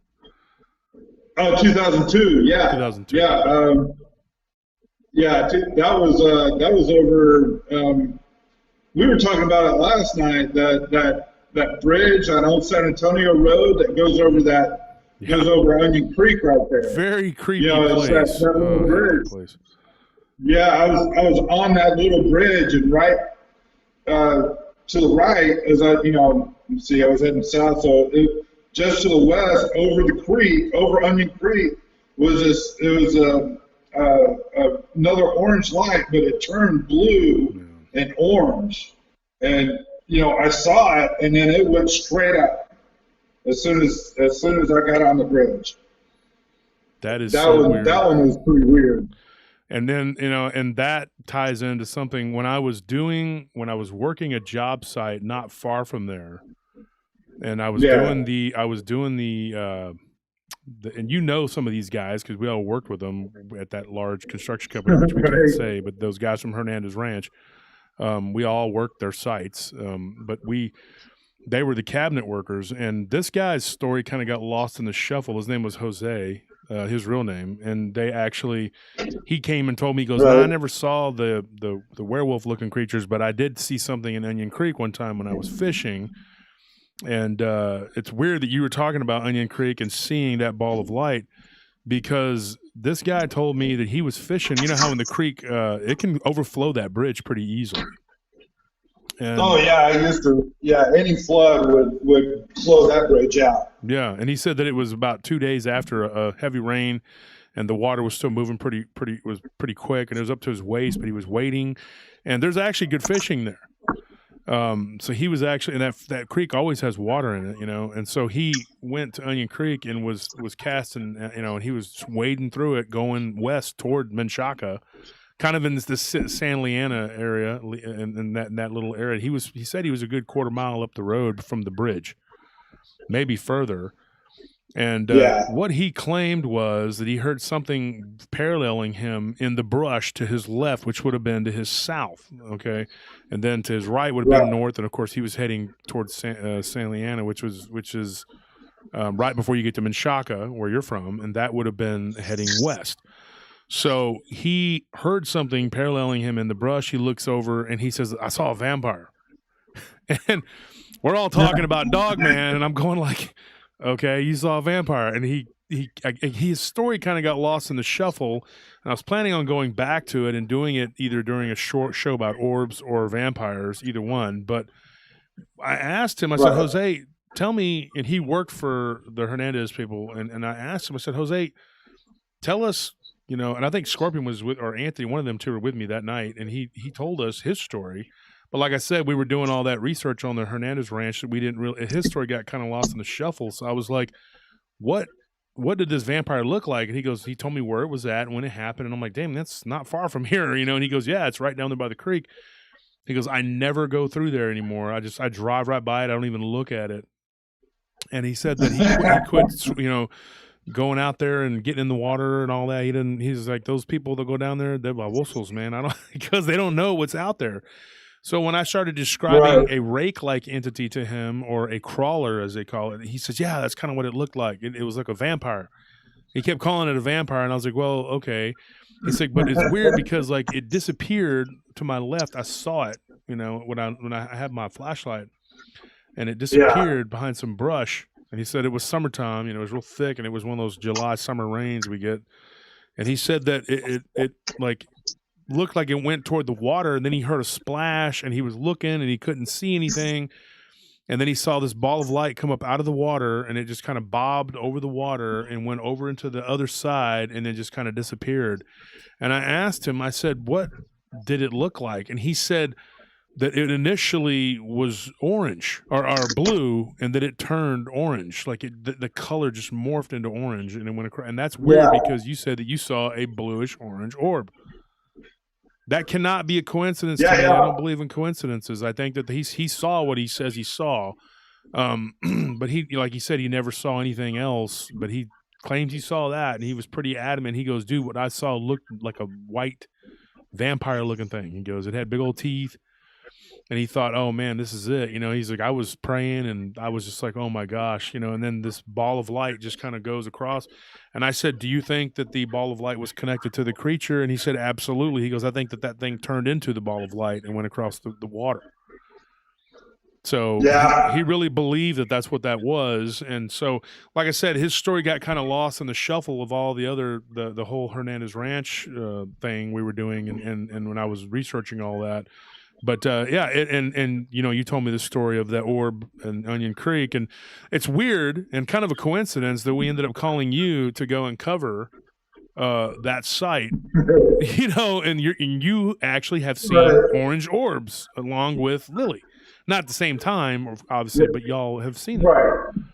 Yeah, and me and you have talked before about the weird stuff, like that time we saw that word "fewith," which turned out to mean like evil water spirit in Gaelic. That was weird. And while we were discussing doing the Halloween show, we were about a week out at that point, and you were like, "What are you going to do for Halloween?" And I started talking about it. Next thing you know, that word appears, and then we couldn't figure out what it was. And then the Right. next day, Scorpion said, "Well, what if that is not an E, it's an A," or maybe he said not an A, it's an E, or whatever. Anyway, we look it up, and then it changed the meaning. Then we were like, "That makes sense." And we were talking about a water spirit. And then the word appeared on the truck, which was, I still can't. Yeah. That was one of the creepiest things. I mean, but you were talking when that word appeared, you were telling me a story about a swimming pool that you told me that happened to you when you were living in Manchac. Right. Yeah. Yeah. Tell that story. Well, which one did I tell you? The one about the swimming pool where it was Thanksgiving. And you told me that there was like one of the stories you told me, because you told me a couple. And this one was you said it was Thanksgiving. You heard a splash or something in the pool. Oh yeah. Do you remember that? Well, yeah. You know, I remember going out there. You know, like hearing the splash and like the way the pool was located. You know, when you come out from the kitchen, and the pool there's like this huge stone fireplace there on one end of where the pool is. So like, you know, because that's where we would have our barbecue or cookouts right there by the pool. You know, but I swear I saw movement. I don't even know what it could have been, but it stayed low. It stayed behind the fireplace as it came out of the swimming pool. Because I mean, I saw something go in, and I think I may have seen it come out, but I don't know what it was. And it was quick. It was so fast. Yeah, you said you heard the splash and you got up and you looked and you said you're like a teenager or something, and it was like the day before Thanksgiving. Yeah. I was in the 80s. And then while you were talking about it, that's when that word like kind of appeared. That's when that word came up. Yeah. And then the next day when Scorpion said, hey guys, maybe it's an A, not an E, or whatever he said, you know, and we're both smarter than Scorpion, so it was really embarrassing that we needed him to tell us that. But anyway, Scorpion's probably sitting there listening, going like, "No, you're not." But no,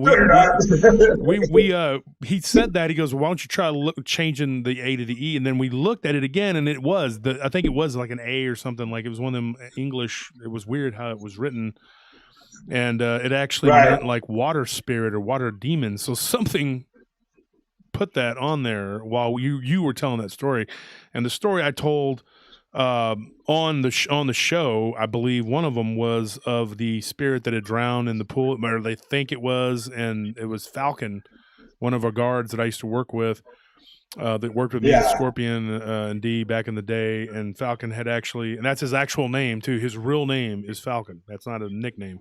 Falcon's his last name. That's great. Yeah, he's actually a Native American dude. So anyway, Falcon actually saw this woman that was like sitting in the room, and she turned and was like, ah, and screamed at him, and he freaked out and flew into the wall. And yeah, it was pretty crazy. And then when we were telling that story, and then you said you had a story about a weird water something that had happened, and then that word appeared. And we were sitting right in front of the apartment where someone had been killed, like somebody that had died in that place. A bunch of people actually been killed in that complex. That complex was horrible, folks. It was rough. Yeah, we had some serious issues there. One of the ladies that worked there, this is kind of a sidelight, and bless her heart, it was terrible. She went in to help pick up the things after somebody had been expurgated because of me and Clark's diligent and hard work. They got the boot, so she went in there to help get their stuff out, and she got stuck by a needle. So then she had to go through a month of therapy, which was pretty horrendous. But yeah, that was the kind of people that live there. You'd be sitting there in the parking lot. All the guards went through this too, and you'd see shadows. You think that somebody's walking around in the back stairwell, and there's nobody there. I mean, that was like all the time. I had to tell all you guys, look, there's just something that moves around back there. It's not always a trespasser. It's good to go check, but then after it comes a point when you're like tired of looking because you know there's nobody there. You know, and then a couple times It's just shadow walkers. Shadow walkers, yeah. And then we would see like people walk by the camera, and you look at the camera, and then you're going like, "What is that?" And then a couple times I went outside, nothing there. My brother was standing outside; he didn't see anybody walk by him. But we talked about all that. But so Menchaca, spooky place, maybe 4 or 5 miles down the road from where you were at last night. Not far from as the crow flies, maybe 5-6 miles at most. And you had all these incidents happen right there. Like it's almost like a little triangle if you look at it on a map. And now I'm going to get into what happened to me. Clark, I'm going to run, let you go. I appreciate you coming on the show, and I will get back with you, and we'll talk again. Of course, you're working for us tonight, and I appreciate your hard work, and thank you for coming on and talking about this stuff. Cool, no problem, man. I'll see you later. All right, Russ. Thanks, man. Be careful out there. Yep. Later. Have fun. All right, you too. All right, bye. So that's Clark, folks. Asked him this morning. I said, "Hey, would you like to come on and talk about this?" And he was like, "Sure, why not?" I mean, it is what it is. It is a weird synchronicity, folks, that he was the guy that we chose to switch her out with, because we could have switched her out with another guard, but we just chose him. We said, "Hey, we'll just send Clark over there," and he finished the shift. He felt like something was there. He kept messaging, saying, "I'm really uneasy there." He's not there tonight. But we got another guard out there who's a pretty tough guy that I've known for years and years. And so I think he can handle it. And he's a Brazilian jiu-jitsu guy who's known him for years, and tough guy, one of my brothers, and he'll be holding it down. So hopefully if the blue aliens come back, he can put them in a chokehold. Here's the thing, and I'm going to tell you what happened to me. All right? And I got witnesses to this. Okay. Well, Willie's gone. He's not a witness, but my buddy Pete, who I think still watches the show, Pete, if you're there, lives up in Leadville, Colorado, and I know he's in the Paranormal Round Table groups, and I know he remembers this incident. And my brother and Scorpion and Willie, we were all, I think, rooming together at that time. Or it was always a mixture of different people, Squid, everybody. I don't know. I think Squid might have still been there, or he might have moved at that point. But I was working for the same guy, and it was the first job site I had done for Snake, and it was in 2006. Beyond kicking a coyote because it was dark and I couldn't see what the heck it was, and I'm not kidding. I kicked it like probably 15 feet in the air, and poor thing, I didn't know. My wife laughs at that story, but it was freaky, dude. It ran out in front of me, and I was already having weird stuff happen to me at this site. Now, let me give you some backstory. This place was called Waterstone, and it was on South First and Slaughter. That's the street, okay? And let me take these off because they're hot. And I'm hot enough as it is. So, muy caliente. Oh, too sexy, senor. Oh, yeah. But so anyways, what happened was I was working at this site, and I hadn't seen Snake in years since I played baseball with his son, and we were about the same age. And so anyways, I was working for another company, and the first probably 2 or 3 weeks I was there was nothing unusual. I did, like I said, get out of my truck and kick a coyote because I didn't know what it was, and it just threw a kick and it went up, and I heard a yelp and I thought, that's a weird dog. It's weird. There's a dog in here. And then I look and it was a coyote running away. So I felt kind of bad, but it is what it is. And then like I said, urinated on a rattlesnake, same place. What are the odds? I mean, it's weird. But I had a friend, and we call him Bones. He's one of my brothers from back in the day, and he worked with us last year for a few months, right around the time that Willie passed. And Bones came out there one night because I was having all kinds of weird things happening. My truck battery was dying. Now, where this spot is at is literally between Menchaca, okay, where Clark grew up. It's about the halfway point between there and then where he was at last night, where Lily was working. Lily was working further to the east. So this place was being built in 2006. So it was still very desolate in that area. But Austin's blown up very quickly. And it started with my watch going dead, and I thought, that's weird. So I took it to the jeweler, and he put another battery in there. 2 days later, it was dead again. Now, this is back in the day. I had a Game Boy Advance, and it would go dead. And I got tired of my game going dead and not being able to save. So I just quit playing with it. I quit messing with it, and I was just whatever. And I had a buddy who came by there one night named Bones. That's his nickname, not his real name, obviously. And he said, this place is haunted. Bones is very spiritual. He's a 7 life path like me. And he said that he goes, I can prove to you. He goes, there's energy around us right now. So he takes out his phone, which the phones back then weren't real good, but you could take pictures with them. And he snaps a photo of the absolute darkness. It would get so dark out there. I'm not kidding. And it was brown. I took my phone out, same kind of phone too, snapped a photo. It was just blackness. Okay. His photo was brown with black streaks, and there was what looked like an eye. Like just literally like an eye. Like an eye shape with like what looked like an eye, like literally. Like if you turned your head sideways and it was like that. But it looked almost like the knot of a tree, but an eye. And I studied the picture, and I thought, what in the heck is that? When we tried to duplicate it over and over again, and it never did it. I saw a blue pillar of light go between the buildings one night. I did take my brother's camera, and I snapped a photo of it, because when I took it with my phone, it didn't come out right. You couldn't make out the features. Don't know what happened to that camera or the picture. I'm pretty sure my brother lost the camera or sold it or who knows what. So then we had another incident where my buddy Pete came out there, and Pete was very agnostic at that time. Okay, now he's all into hunting Bigfoot and living in our house. He became a believer in the ghosts and everything else. And you can ask Anthony. Pete was very much a believer in the spirits after he lived with us. He saw the doppelgangers. He saw one of my brother. He heard us out in the living room one day having a big old party, and he came out there and nobody was there, which was probably 1.5 miles from that job site. Not very far. So he became a believer in the high strangeness that was going on at that time.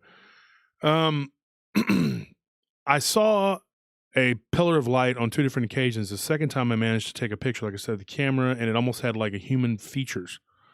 It was like a blue orb that just kind of went whoop and elongated, and there was a humanoidal figure in between the buildings. The people that work there, the Mexican nationals that work there, mostly is what it was, they would not stay after dark, which is unusual because a lot of the job sites we have to practically kick them off because they want to get their work done so they can get paid, whatever. They would start leaving, I'm talking 30 minutes to an hour before dark. And it was crazy. Like they would just be gone. Boom. And then you're there by yourself. Just like that. There was never anybody who stayed late. That was it. Now, one of the things another weird thing I saw was with a friend of mine who's also deceased, my buddy Roger. We saw something in like splash in the pool, and we looked at each other, and he had come up there to drop me off some food because my truck battery had died and I was practically starving. So he brought me some food and jumped my truck because my battery in my truck kept dying. This was a fairly new truck. Okay. It was only 2 years old and it didn't have that many miles on it, about 50,000 maybe at that time or something. And I'm like, why is this happening? And ever since working at that place, I had electrical issues with that truck out the wazoo. I don't know what happened there, but it ate up a battery. So he brought me some food and we were walking around and we saw a splash in the pool. We were like, whoa. That was weird to say the least. And so he's like, you sure this place ain't haunted? Kind of joking. He didn't believe anything either until some weird stuff happened to him at a place that he was renovating. And then he kind of became a believer because of what was going on at my house. But so that happened there too. And I'll get to the most creepiest thing that happened. But first, so my watch batteries were going dead. I took another watch, battery went dead. The Game Boy Advance, batteries going dead. Practically everything I tried, the truck, batteries were going dead. So I went to my mechanic named Blaine at that time, and I told him, I said, "Yeah, this battery went dead." He said, "This battery's only 2 years old, and it's completely fried."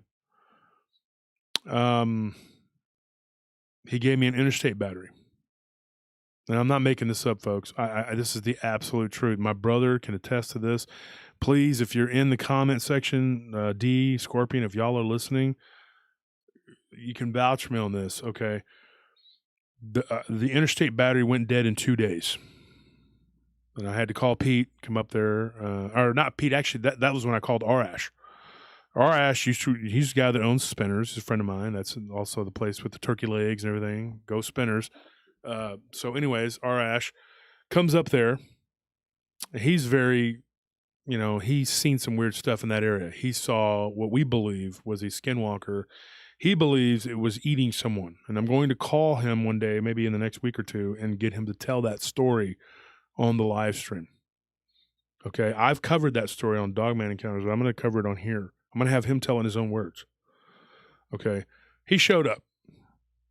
And I told him my battery was dead. We couldn't even get it to jump. Okay.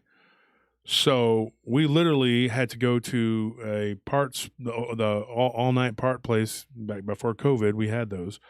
And he went and got a battery where we did. And we came back and put it in, changed it out, whatever. I went back to my mechanic. I said, this Interstate battery's fried. He says, the Interstate battery is fried? And we had a little whatever battery in there. He goes, well, let me take this one out. You can take and get your money back, and I'll put another Interstate battery in there. Took the other Interstate battery over to the job site because we figured it was just a fluke maybe. That battery died too. But I managed to get Pete to come up there to jump me, and I couldn't figure out what was going on. I was barely listening to or doing anything. I started bringing my handheld radio, which was constantly picking up interference. And it was constantly going, and it sounded like Spirit Box. I kid you not. My buddy Tony was there one night, and it sounded literally to me, him and R-Ash, like somebody was like trying to communicate through a spirit. You know how those spirit boxes sound where they do literally that's what it sounded like. And I was just like, this is crazy. And when Pete was there, he got so freaked out one night that he never came back, because he saw a shadow walk from one building to the next. Okay, now mind you, this is the halfway point between Menchaca and where Lily was at last night, where her and Russell ended up working. Okay. I walked through the property one evening, like on the weekend, and there was nobody on site, and it was still daylight.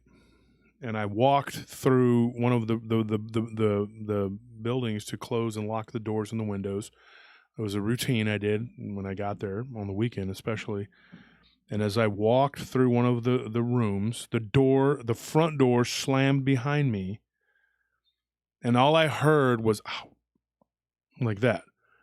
And it sounded like that, but really loud, like somebody tried to whisper, but it was like so loud that it went through my body. I don't know what they were saying, if they were saying ow or out or what. I don't know what they were trying to communicate to me. So I turned around and I ran out. I also saw a cartoon drawing of a demon on one of the doors that one of the workers had made, because those weren't the permanent doors. They had like the doors they just put on there, and then they would put the actual, when the big doors came, they would move those doors or whatever. And so they drew a cartoon, and it said in Spanish, it says the devil lives. It said in Spanish, the devil lives here. Okay. Or the devil is here. Okay. So when I saw this little cartoon and I read that, I thought, these guys know something I don't. So I went to one of the foremans, who was one of the painters, and I got to be good friends with him. And then he worked with those guys over at this other company I worked for years. I'd see him off and on for years, and he would always talk about how crazy that place was and how haunted it was. He was from America, but he's a Mexican American, and we talked, and he said the people from Mexico are scared here. They don't like it. They think the ground, the land is cursed. It's haunted. They think that there's demons here.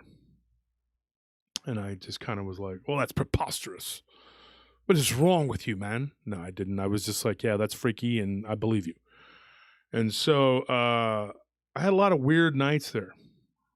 The final straw for me, as far as like just being able to be at that site for any longer, I was getting ready to tell Snake, hey, I can't do this anymore. It's starting to mess with me. My house was already having it had always had weird issues, but I was actually more comfortable in my house than being out there. And so I told him, I was like, how much longer is this project? He's like, we got another 2 weeks. I was like, okay, I can handle it. I saw a green orb go between two buildings, probably the size of a basketball. I saw it on more than one occasion. The second time I saw it, it went right out into the parking lot, and I was parked like right here facing the west, and to my right would have been facing north. I took the camera on my phone. I took a picture, and I had a picture of this green floating orb, and I thought, wow, that is a cool picture. I had the picture of the green orb. What I didn't notice immediately was that at the bottom of the picture of where my window, the window rolls down, like it was rolled down, that there were these two clearly visible goblin-looking faces. When you stared at the picture, you could see them. Then there was like a third kind of in the back. One of them, I don't want to say was a goblin. It looked like a little boy with hollowed out eyes.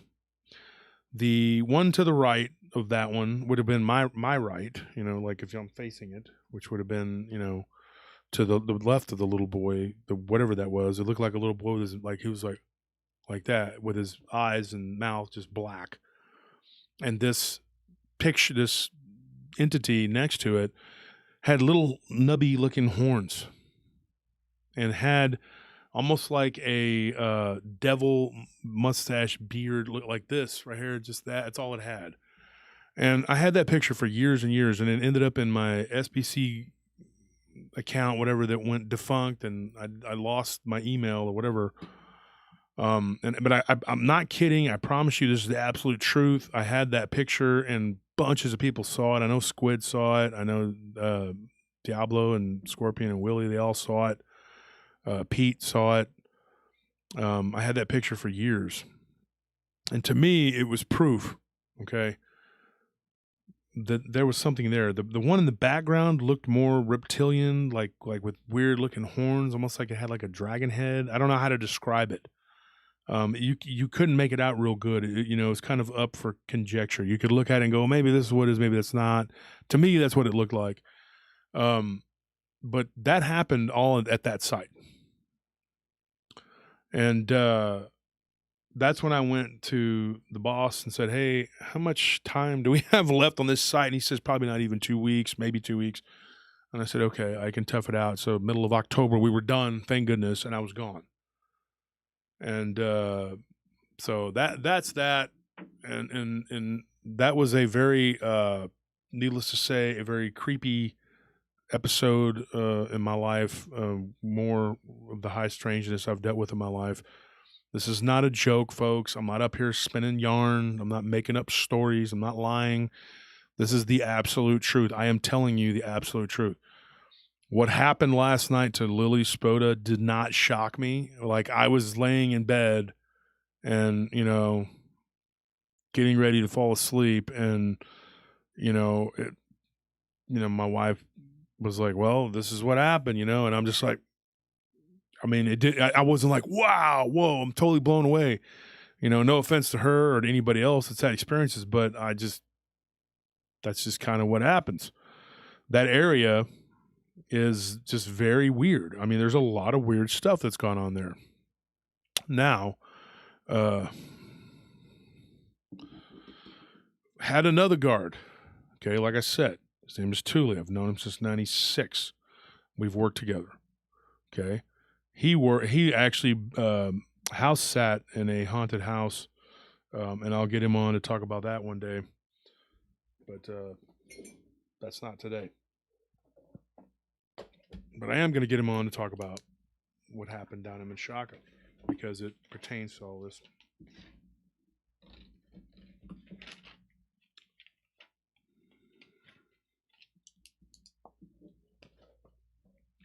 And like I said, Albert Rosales gave me some encounters from his archives. That was nice of him. Thank you, Albert, for that. He's a prolific author of categorizing humanoid encounters. This guy has done decade by decade work on these things. He's going to come on the show next Tuesday. We're going to talk for a little bit, and then we're going to set up something so we can do some going deeper into the subject on Friday. Whereas Tuesday, sometimes we just kind of scratch the surface, but Fridays we'll go in depth on things. We're going to do that. So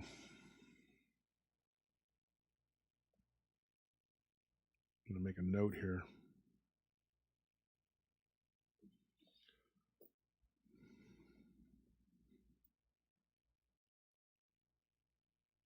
Kind of weird synchronicity too, that the Bigfoot person that was going to talk today and then the Dogman person both kind of canceled on me.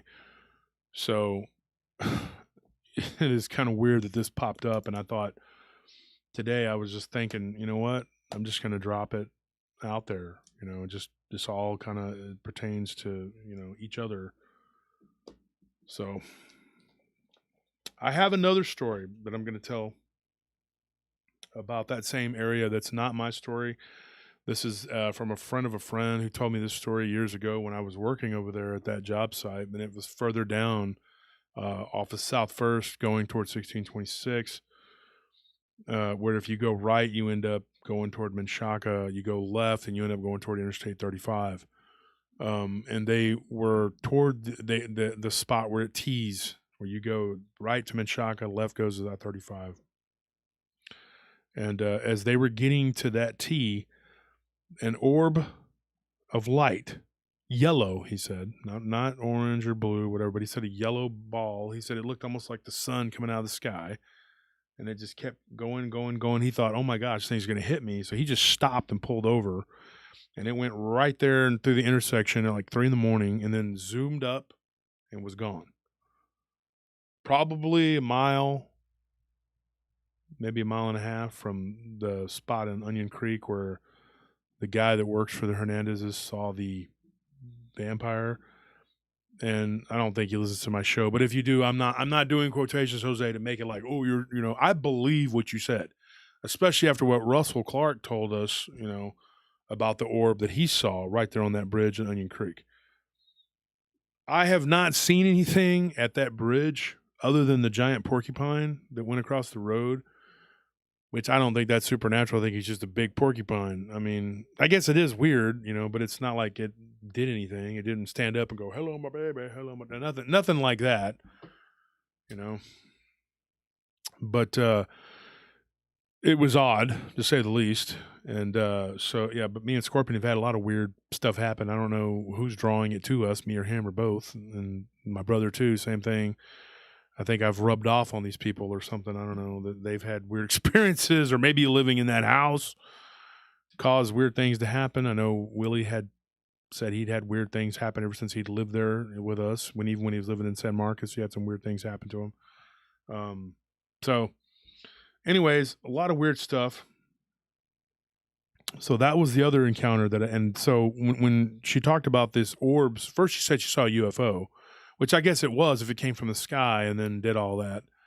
But when you start talking about orbs, UFOs, balls of light, whatever you want to call them, goblins, it gets really weird. Lily had described the goblin that she saw at the end of the street as bluish gray with long elongated limbs and a weird looking torso. Now, Albert gave me some encounters that I can talk about, but I was thinking about I'm going to wait until next week when he comes on and we can discuss them because it is his work and I'd like for him to be able to take the credit for it. I did talk to Nick Redfern today, and we talked for a good hour. Then I had to leave to go to the show. Actually, that's why I'm late. I was running late today. I'm always running late, but today was Nick's fault. So let's blame him. So, anyways, I when me and Nick were talking today, he reminded me of Whitley Strieber's encounters with communion and the blue-skinned creatures. And so, if you want to go and Google that and look up the maybe you can get some pictures or something, ideas of what it was that Whitley saw.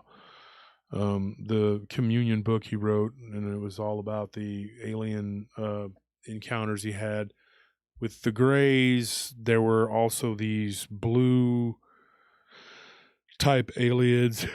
I don't know what to describe them as. They made them look kind of short and chunky. But the way that Lily described them was the chunky body with like long limbs. I don't know what to make of it. I have no idea. And on another update too, just real quick, Charlie Perez has finished the entire first series. He's even working on a Black-Eyed Kid and a Chupacabra.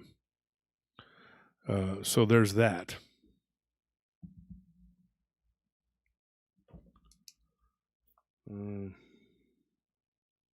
Which reminds me.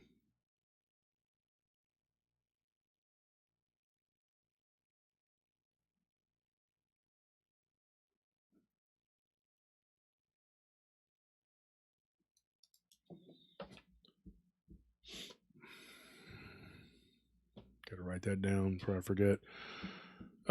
So you guys in the comments, I know you guys, I'm not ignoring you. I know you've been leaving all kinds of great comments and everything. I just wanted to know what you guys think of all this. Leave me your comments. Tell me what you think. I mean, what is happening here? I am going to take a 20-second break. Okay, I got to get up and do something. And then we're going to make a phone call to another individual that works for me, and we're going to talk about something that happened to him at the site in Menchaca. Okay? We will be right back.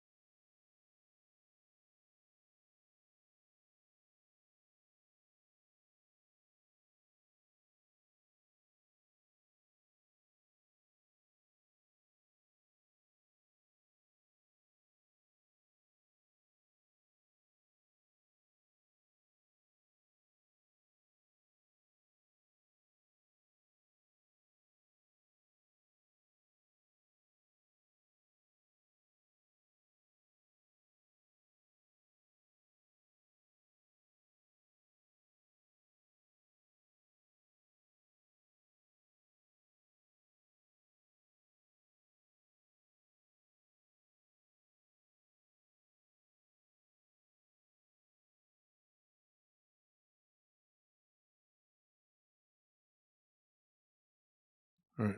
So we're back, folks, and unfortunately we lost about 30 listeners because everybody's impatient and like, oh, let's get out of here. He left us.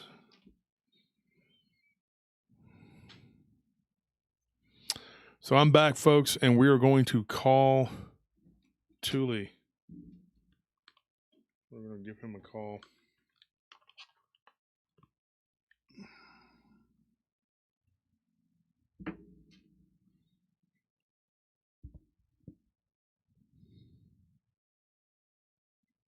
So this is another guy who works for us,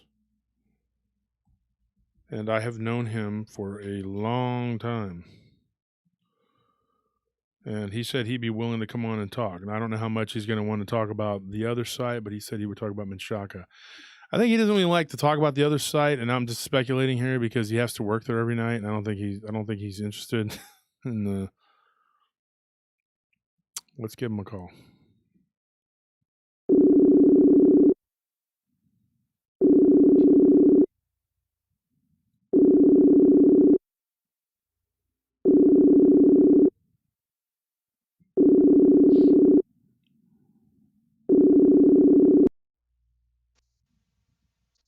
Yes, sir. Hey, Mike.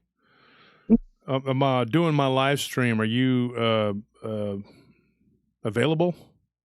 Yes, I am. Yes. Just for a little bit. Okay, good. We only need you for a little bit, and then you can get out of here.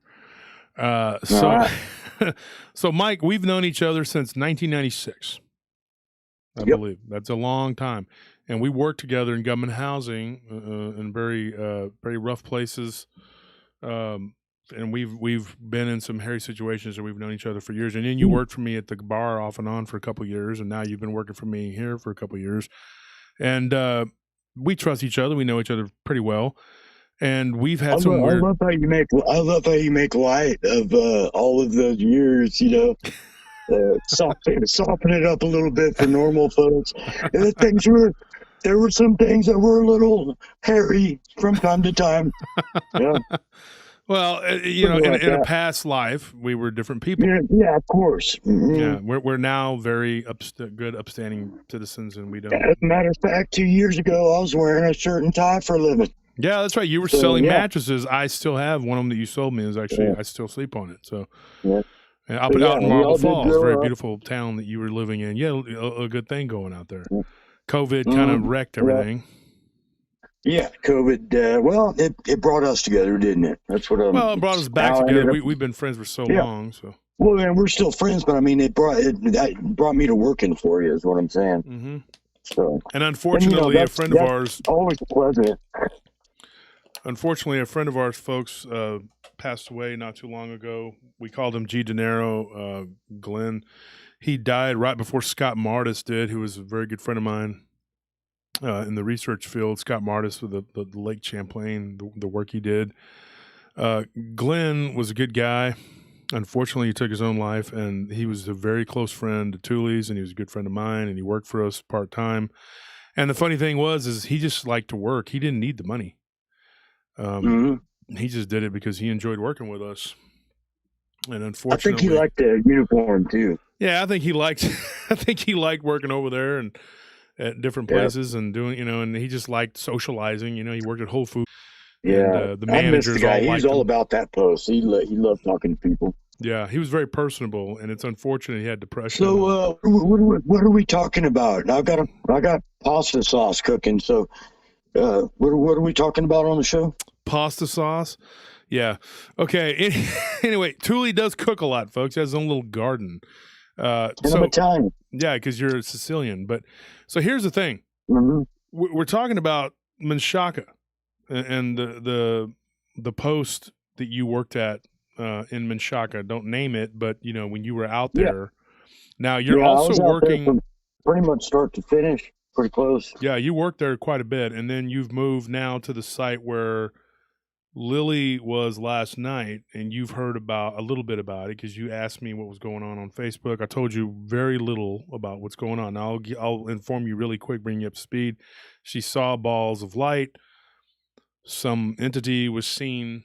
Then we got Clark on, and Clark talked about the balls of light that he's seen over the years down in South Austin and et cetera. So I wanted you to tell us what you've had happen at the Menchaca site that's now ended, because for a while there was something weird going on. Well, there was like from the start, one of my first nights there, and there was just a slab back then. There's no structures at all, so there's not a lot of places for anything to hide or anything. You're either on the slab or you're not, you know. And I hear this very strange scream, and I want to try to imitate it, but it's so offensive sounding. You know what I mean? It's just, it doesn't sound like anything like a baby or a person. It was just a very unique, really messed up sounding scream, you know, real rough and short and loud burst. It's like, ah, you know, kind of thing like that. And they would do it 2 or 3 times. And I could kind of picture it just coming onto the scene, you know, and like doing that to see, you know, what's shaking, see if there's any other animals out there, or let them know it's coming or what. But I couldn't figure out what it was for the longest time. And they started getting some structures built and stuff. And I took a Bluetooth speaker and I baited it in. I also baited in a lot of other stuff. The coyotes or the foxes were first. And there's a lot of fox out there and occasionally coyotes. But that little guy came. And so I saw him before this and actually got a couple of pictures of him, but this was pretty amazing. I stuck a Bluetooth speaker out there and played distressed rabbit calls, predator calls. And this guy was almost the first one to show up. My speaker was sitting on the other side of a fence where he couldn't get to it, and my truck was there, but everything was shut off. And I was sitting in the truck, and it was so odd. I've showed the picture to a bunch of my country friends out here, and you know, these guys deal with animals all the time, and a lot of them are thinking that, you know, it might be a baby coyote, but it is not. There's no way. It's just all the body parts are wrong.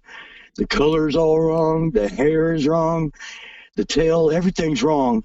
And while I'm watching this thing show up to the sound that I'm recording or you know, playing, it can't see where the speaker is, but it can hear it all real loud.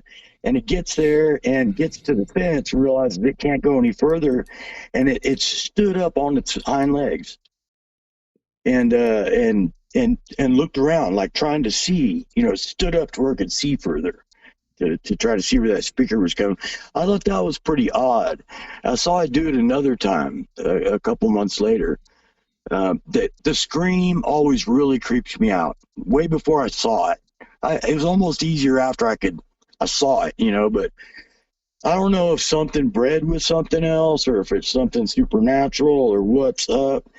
But it's a creature like nothing I've ever seen. I doubt it's kind of anything that come up and eat me or anything, you know. But it wasn't that big. It was obviously, well, it looked young, you know, if sizes. Yeah, size matters, it looked like it might have been a pup of some kind.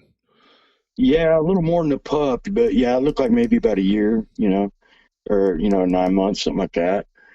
More than 9 months, but yeah, and it's, I mean, a lot, you know, that hair and the tail and what stands up. I've never seen a dog stand up on its hind legs to like look around, you know, like someone's hanging a biscuit over his head, you know what I mean? Mm-hmm. But this guy was like, just like you and I would stand up to look further away. That's exactly what he did. And that was, at that point, I got a real good look at him, and I was just in awe. I didn't know what to think. I still till this day do not know what it is. The sound that it makes will send chills through your spine. Oh yeah, I've heard it. I was out there one night. Some of the other dogs do too. Yeah. My brother heard it too on a regular basis. You said yeah. Everybody hears it, and I didn't see it for months. Well, one night, me and you were standing out there talking. I'm sorry, I didn't mean to interrupt, Mike, but one night me and you were out there talking, and we heard it scream from behind. It was to the south of us, and we heard it, and you were like, there it is. And we heard it together. I don't know if you remember that, but we were standing there, and we were freezing cold. It was freezing cold that night. And that was back when you used to visit me on the job site every now and then. yeah, I had to go out there and check on you to make sure you weren't, making pasta sauce or whatever it is you do. But it's funny because, like, when me in '96, and I did a show called The Restless Widow, and I think I told you about it.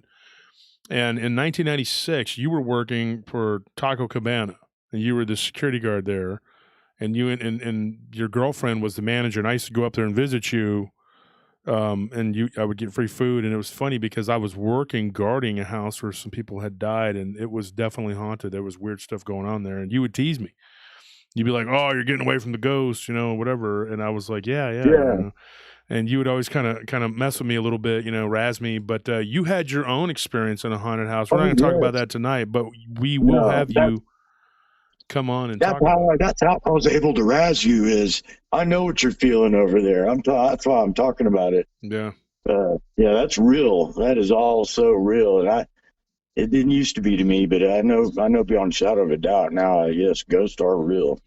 Someone Spirits, asked what whatever you want to call them. Yeah, spirits, ghosts, whatever. Somebody says, "What's the Restless Widow?" That's an episode back in the archives. I don't know exactly what episode that is, and Anthony has stepped out, so I can't ask him to look it up. But if you go back into the archives, there's an episode I did called "The Restless Widow." The funny thing is, Linda Godfrey recorded in one of her books, and I can't tell you which book exactly, but there was a dogman encounter right there by that on that corner, kind of catty corner from that house, and I pinpointed to where it was at. Based on the descriptions, and it was in the what is the name of the creek that runs through Austin? Not Barton Creek, that's south. Onion. No, Onion Creek. We were just talking about that with Clark. No, not Onion Creek. There's another one, Shoal Creek. Shoal Creek, yeah. And there used to be a psych ward facility named after that, but there was, anyways, Shoal Creek, and there was a dogman sighting of a large dogman with two like smaller ones. There was down in that creek bed that a jogger or a bicyclist somebody saw, and Linda put it in her book.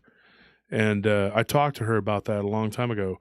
But that was right there in that same area, and then you worked about, a mile or two, not even, maybe a mile up the road from me. And I would go up there and BS with you, then go back to my site. And the Taco Cabana. Cabana, your girlfriend would always hook me up, give me quesadillas and nachos and whatever. And you were like, "Well, I don't envy you because you were up there having fun," and I was over there. I had the card and my own stamps. Yeah, I had my own stamp.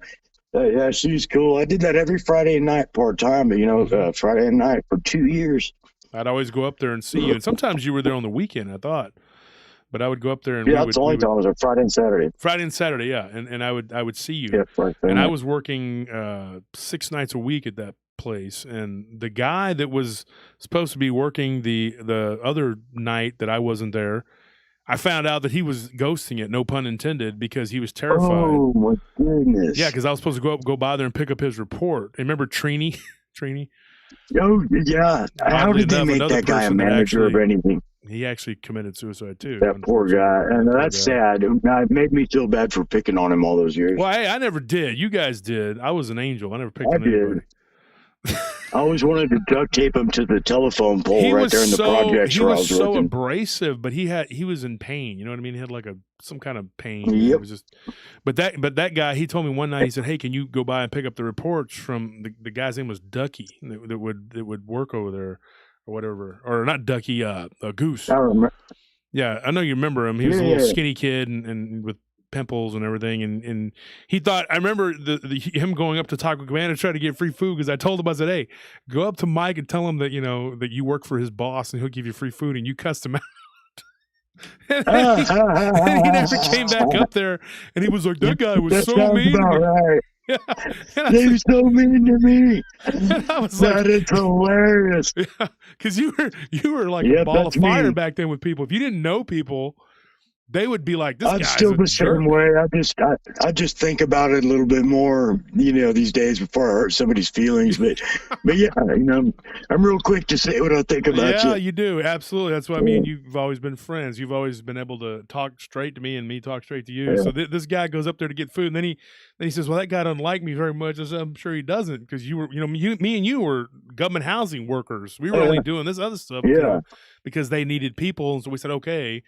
But that house was haunted, and I talked to you and I talked to your girlfriend about it, and y'all were trying to give me some pointers on what I should or shouldn't do, and I was like, "Yeah, I'm sure I listened real good, because I was hard headed back then." But I Right. was a young guy, and it was I went by there one day to drop off the reports to that dude Goose, and he was gone. And I told the boss, I said, "Hey, he's not here." So then they said, "Well, you have to work 7 days." I'm like, "No, I'm not. It's bad enough. I got to work 6 over there." And then eventually it ended, thank goodness. And it was just that if you go back and listen to the archives, folks, the Restless Widow, that's what happened to me in that house. That house was haunted. It was absolutely haunted by, I believe, newly deceased person that either did not know And they were dead, or they were not willing to accept that they were gone, or they weren't supposed to be on this plane of existence. Didn't you put Scorpion out there or something like that? Was that job where you went to No, pick him up that's and he was already... the one we did for the Travel Channel. It's supposed to be releasing at the end of this month, but I don't know because of COVID and everything. But yeah, we did a spot for Travel Channel. That one's called the Church of the Forgotten. And yeah, you know what I'm talking about. I put Scorpion out there, and he like died out there. He was so scared. But Scorpion's half scared of everything anyways, though. Oh my God, I can't believe you just said that. Good God, dude. He's gonna be so mad. Because Scorpion never gets scared. Dude, that guy's too dumb to be scared. No offense, Scorp, but you are. No, I know. Tease it. The guy doesn't even smile. I mean, he just like, fucking, oh, excuse me. He's one of our brothers from way back in the day, and Scorpion has always had a very nasty disposition. You think Thule's bad, Scorpion, he has to really know you to be. He'll be nice and friendly to a degree, but in his heart, I don't think he really wants to be. I think he just has to be, but he got along good with the camera crew and all the people. A little weird thing happened to us when we were doing the filming for that on the Travel Channel. We heard like these 3 bangs. And it was weird. And the same thing when I was at one of our other job sites, and we were doing the interview, and I was talking to Michael Sheehan, and we heard bang, bang, bang, and we were like, and the dude from London was interviewing me, and they were like, "What was that?" And I was like, "I don't know," but it happened again in the studio, And Scorpion, he just told that makeup girl, "Yeah, there's some kind of demon," She got up and she grabbed her bag and she took all her stuff. She's like, "I'll see ya." And she was out the door, man. It was right there on MLK. And she was just gone, dude. And I told Scorp, I was like, "Dude, you just scared the makeup girl." That's some kind of demon trying to eat us, man. He told her because he's going, "Yeah, it happened over there at the other place too. Something's wrong." And she was just like, "You gotta shut the door. You don't want to get in your car and going home with you." But he was actually a lot more personable with the camera crew than I was. I was cool with them after we were done talking, but talking about it, I'm very serious about it. And you know how it goes. Yeah. I take what's happened to me very seriously, and as do you. You've had some weird things happen, and so Thule, I'm gonna let you run, and I appreciate you coming on. I'm gonna let you get back to your pasta sauce. All right. Yeah. Gotta get ready for the week. Make the sauce. Yeah. This is the Italian cowboy, guys. He is a hick, but he's also a Sicilian, so he's a hick Sicilian. And Thule is not even his real. Get into it. Witness protection. Just kidding, folks. I'm just kidding. I'll let you go, Mike. And we don't have to get into all that on the show now, do we? No, we're not. All right, take care. I'll see you. Goodbye. But I've known this guy for years and years. He's a good guy. And one of my brothers from way back, there's 43 of us that we all are bond friends. We fight and we fall and we get back up. And sometimes, we don't always see eye to eye. But in the end, it is what it is. I left Blindside Boxing, kind of aggravated Chief. And so he's kind of ticked off at me, I guess, right now. It was nothing personal, we just wanted to move in a different direction. So I went and we went to Black Sheep, and so he's one of my brothers, and he's a little salty with me. So if anybody has noticed, one or two people have said something, and I'm just like, you know what? We're brothers. We'll argue. Things will, but it'll calm down. Things are the way they are. You don't always see eye to eye with your brothers, and I haven't always seen eye to eye with Mike or with Scorpion or D or Willie or all of them. I mean, we all squid. We get into it sometimes, but in the end, I've been blessed. Not many people can say that they have a bond with as many people as I do that trust me, and I can trust them. And if anything goes down, I know they got my back. I know that they'll always be my brothers, and when push comes to shove, and so I just wasn't on the same page with the MMA thing that Chief was. He was doing the catch wrestling, which I'm not against. I just wanted to practice on the Muay Thai and the boxing, and that was it. For a while, that's what we're going to be doing until we go back to the ground to finish my nephew's and my godson's training. Join us and we will complete your training. So, anyways, that's what's going on with that. I had a couple people asking me about it because they had saw some posts, and I was just like, don't care. Let him do him. He's venting. He's mad. It is what it is. It'll calm down. Things always do. If you ask me at the end of my life, hey, what were you in your life? I'm not going to say I'm a podcaster. I'm not going to say a security guard or security owner, or I'm not going to say any of that. I'm not going to say Republican, Democrat, Independent. I'm going to say I was a fighter. That's what I've always done. It's what I've always been. Did the amateur stuff way back in the day. There was no money in it. You couldn't make a living, and I decided that my brain. I have a lot of friends that are punchy, and I'm not talking trash. I'm not downing them, but I don't want to end up like that. I did not want to end up like that, and that was one of the reasons why. Because people have asked me, well, why didn't you go? And because I did not want to get hit in the head repeatedly until I couldn't use my brain to do what I'm doing now. I had a trainer or a coach back in the day who literally talked me out of being a pro, and it just told me, dude, you're going to end up not able to talk. He could barely tie his shoe. His hand would shake. There was neurological damage there. He passed away, unfortunately, and I wanted to be able to keep my wits about me and to be good. Gosh, and that is a huge. These mediums are getting bigger and bigger these days. But this person convinced me that it was in my best interest to keep my wits about me. He literally told me, and he was a very nice man, him and his wife, kind of part-time raised me, when I first came to Austin, got me to quit running the streets, and I quit getting locked up after that. But told me that there was more to the brain, less to the boot. That was his little saying, and his name was, it's not important, but his name was Matt. And he convinced me that I needed to use my brain. He's like, son, God gave you a brain for a reason, not to sit up here and get hit and not remember where you left your car keys. And I thought about that long and hard, and I was pretty good. And I was actually pretty good at not getting hit for as big as I am. I'm very quick, very mobile. Everybody's always like, you're bragging, whatever. Well, you really don't know unless you know. And a lot of people will talk, but they don't walk the walk. And,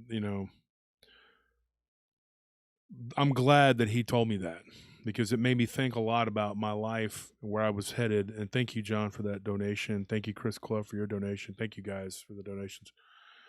And I thought, this is not the path that I want to be on. Now, my nephew, my brother Diablo's son, Zane, is a very gifted individual when it comes to fisticuffs and wrestling. Anthony is moving quickly. He's becoming a pretty good fighter. Tony, Was trained by Chad, who was one of my best friends, who trained under some of the best jiu-jitsu and Muay Thai fighters or instructors in the city or in this area. And Chad trained Tony for years, so Tony just kind of picked up where he left off. The trainers that are training over at Black Sheep, unfortunately, my friend Chris Tremmel left, but Josh Scales is still there. And so he's a good trainer. But the bottom line is, I don't want them to go into fighting really, because I want them to, because they're smart kids and I want them to keep their wits about them, their brain. But if it's what they want to do, that's fine. I'll support it. In particular, Zane, because Zane is very, like I say, he's very gifted at it, and he's got that hard right, just like his dad. And his dad was a very good fighter back in the day. That's my older brother. Yeah, I encourage anyone, if that's what you want to do it. But you also have to remember, you're taking a risk. And when you get into that octagon or that ring, it's just you and that other man. And you better have the skill, to be able to walk that walk, because that other person is going to bring it. And if you're not ready, you could end up with brain damage. All it takes is one day you're waking up to go fight, and then that's it. Your brain ain't working correctly anymore. So that's why I'm not downing MMA or boxing or wrestling or any of that, because I've done it all and I enjoyed it, and I still enjoy it. But I wouldn't be here today if I had kept doing it, because eventually blows to the head, I've been concussed, eventually blows to the head, and I've never been knocked unconscious in a fight, but I've been concussed. Not like laid out, but you blink, and in fact, I boxed Tony Duran. It was on my show at one time. He came on my show, and me and him beat each other. But you gotta think about it. You're taking repeated blows to the head. Your brain's not going to work correctly. I have a very good memory, and I wouldn't have that if I had stayed doing what I was doing. So that's, my thing. So look at this. Look at this. This is a medium. I thought like a medium drink, instead of this is a medium.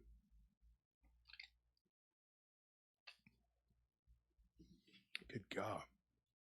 I'm not used to that. I'm not used to that much sugar at one time, honestly, folks. That is a very sweet. Boy. Love that corn syrup. Woo. Jeez. High fructose corn syrup, folks. Just love it, love it, love it.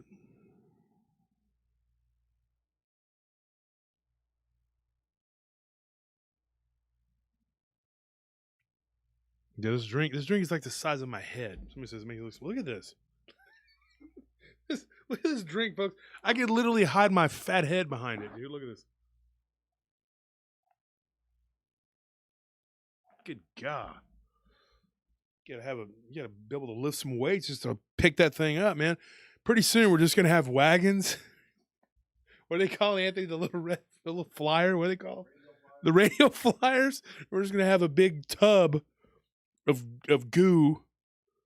What's it on? Lard glug? We're just gonna have the big tub of goo in the wagon behind you. Just gonna be carrying it. Woo.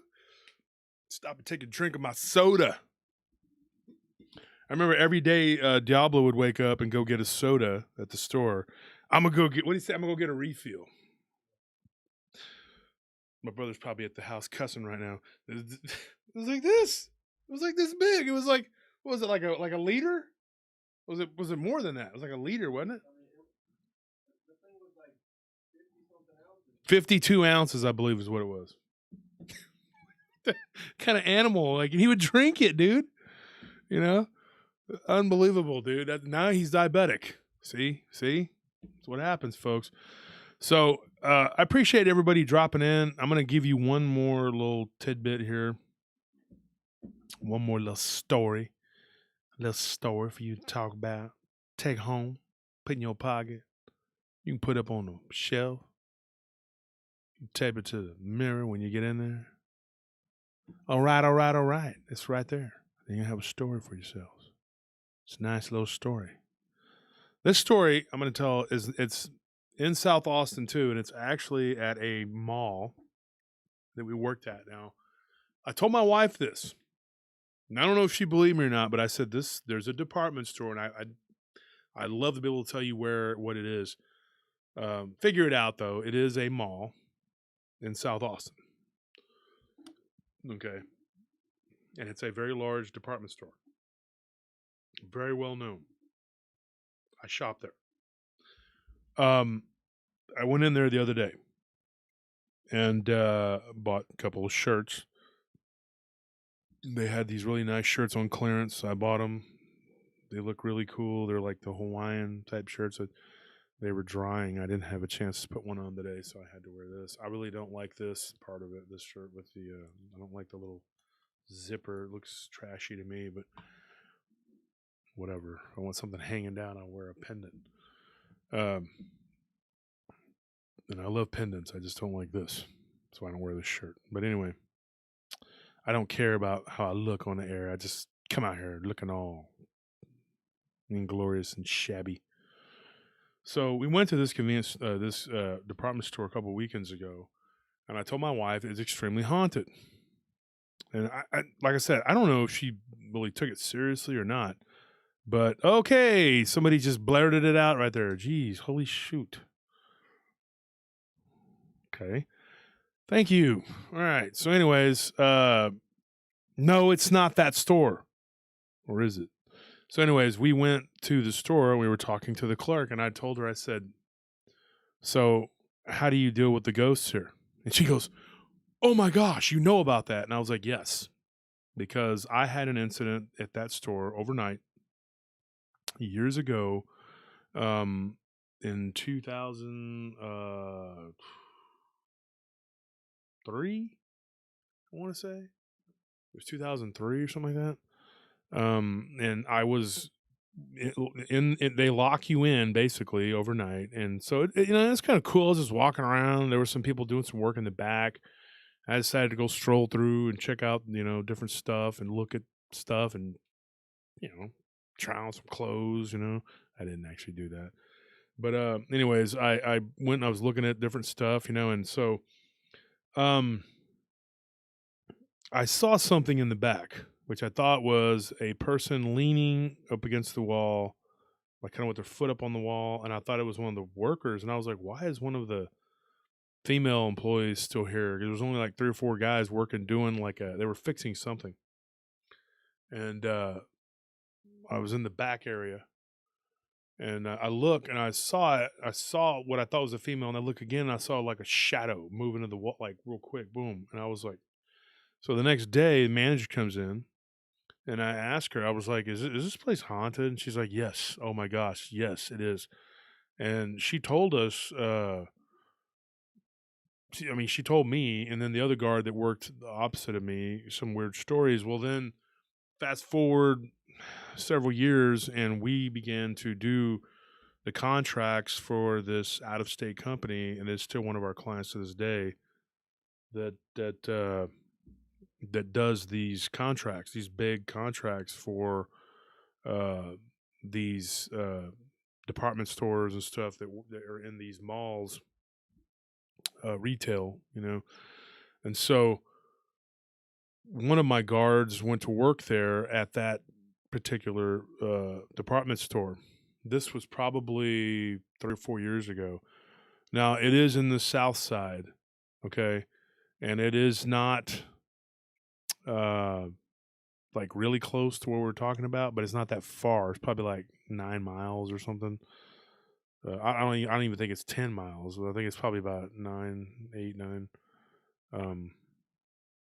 If I had to guess, I would say I think that's how far it is actually to Slaughter from there, from that spot what we were talking about.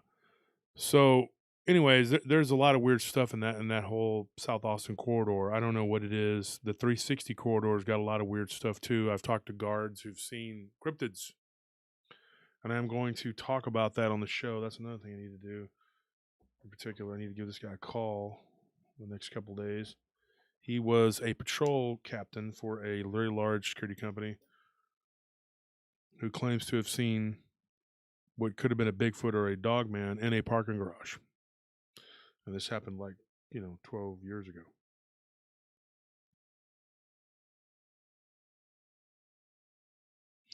But so anyways, one of my guards goes and he works over there at this Dillard's. Oh, I said the name.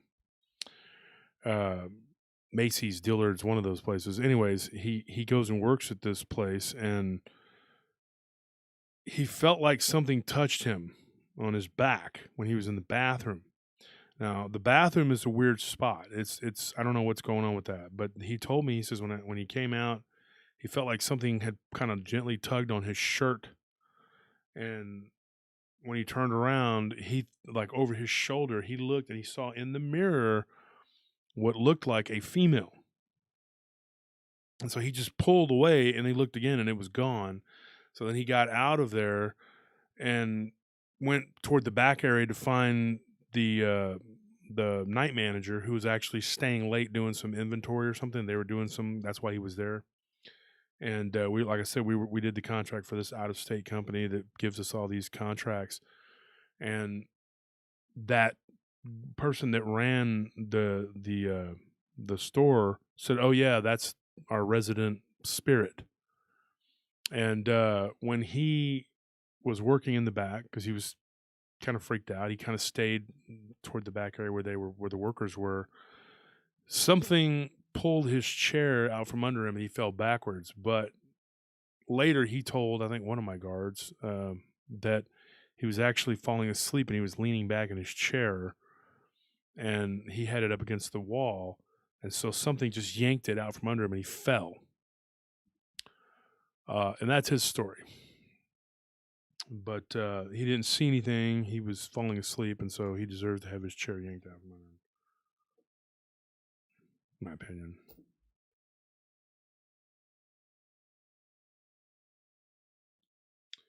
But that's that. Another weird South Austin story. The theory that I've been told from multiple people is that the whole area of South Austin in particular is built on limestone.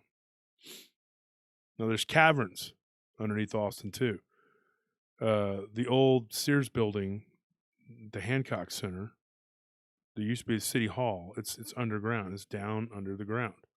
My mother used to take me to these craft shows there in the underground area that was back before Sears closed down. There was Sears, and they had this little atrium-looking area in the middle, and it went down, and they had these craft shows there, which were boring as all, whatever. And so I would go with my mom, and I would just sit there boring, dying inside.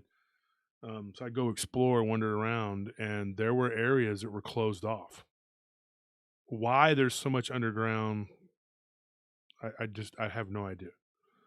But there is, and if you go downtown, where all the bars and clubs and everything else, there is a whole network of underground stuff, which I believe contributes very heavily to these encounters that people have with the duende, the little people, these little monitos, and then these blue looking alien creatures. It's not unheard of for people to see them. Like Redfern told me today about Whitley Strieber. I had forgotten all about Communion. And Strieber grew up in Texas. So a lot of high strangeness in Texas. I was noticing that, though, the other day somebody was pointing out all these different encounters that happened in all these different places, and they just ignored Texas. There was this big circle in the middle in Texas, nothing ever happens there. And I'm just like, you're full of crap. That is not the way it is. And they made Texas look like a giant desert, which it's not either. I don't know what they got that map from, but all of the east is green, and most of it all the way up to the north is green. And then there's just the deserty part is to the west of the Panhandle, and then up to where part of that really tall piece that kind of sticks up at the top of the map, that's all deserty looking, whatever. It's not a desert. Texas has a lot of trees, and I don't know where the heck these people. I guess they watch a western and they see a tumbleweed blowing or something, and they think that that's what Texas is. Well, you're mistaken, and for people to uh, make maps and stuff and just kind of ignore the bulk of Texas, like it just nothing happens here, I guess is what they're trying to get at or whatever. And that's fine. That's their opinion. I don't agree. I live here, and I can bring you witness after witness after witness after witness. We could sit here all day long until the end of this year, and I could literally march. I could parade witnesses in front of you who would beg to differ about y'all, some Texas beliefs in Texas. Texas has a lot of weird stuff going on. Texas at one time in prehistory, me and Scott Martis, the late Scott Martis, good friend of mine, we actually talked about this. It was one time part of a shallow inland sea that stretched all the way up to the Midwest. Texas, Oklahoma, Kansas, all of this up all the way up was underwater. So there's a lot of salt deposits down in the ground. I don't know if that means a whole lot, I just know that there is a lot of minerals, there's a lot of limestone, a lot of caverns, things like that. And so when you start getting into different types of the heck was that? The light just go out or something? Oh. Anyway, I lost my place here. What was I talking about? Anyways, there is a lot of mineralization and things that could lend itself to, I think, like weirdness. I know limestone is very it's talked about a lot as like being places where there's a lot of limestone, a lot of weird stuff happens. And there's even a limestone quarry in Round Rock, right outside of Round Rock, a few miles from where I live, which is close to Round Rock.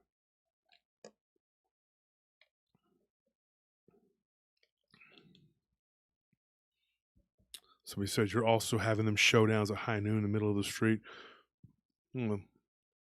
It's still a hangable offense. It's still someone's horse here.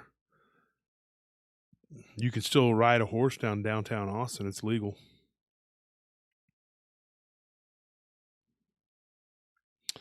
Somebody says, Angela, she said, and Angela, I apologize. I didn't get to get the package. I left it on the counter yesterday, and I was so busy putting the show together today that I didn't get it. It says here, hey, Wolf, have you ever heard of the Flannel Man? No, what is that? I did read a story, and then I told it on the show about an arm that choked a guy, and it was just a floating arm, and it was a flannel shirt. I don't know if that counts.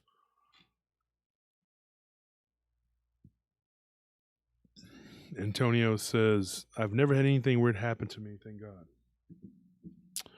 Well, buckle up, buckaroo, because it's probably going to happen tonight. Okay?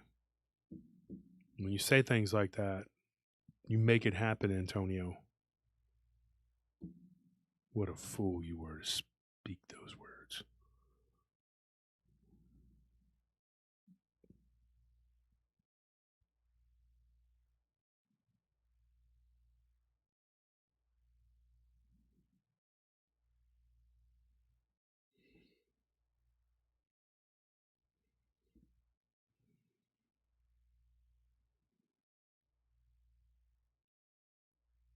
Yeah, the limestone quarry. Starscream, what's up, buddy? Starscream's another one of my brothers.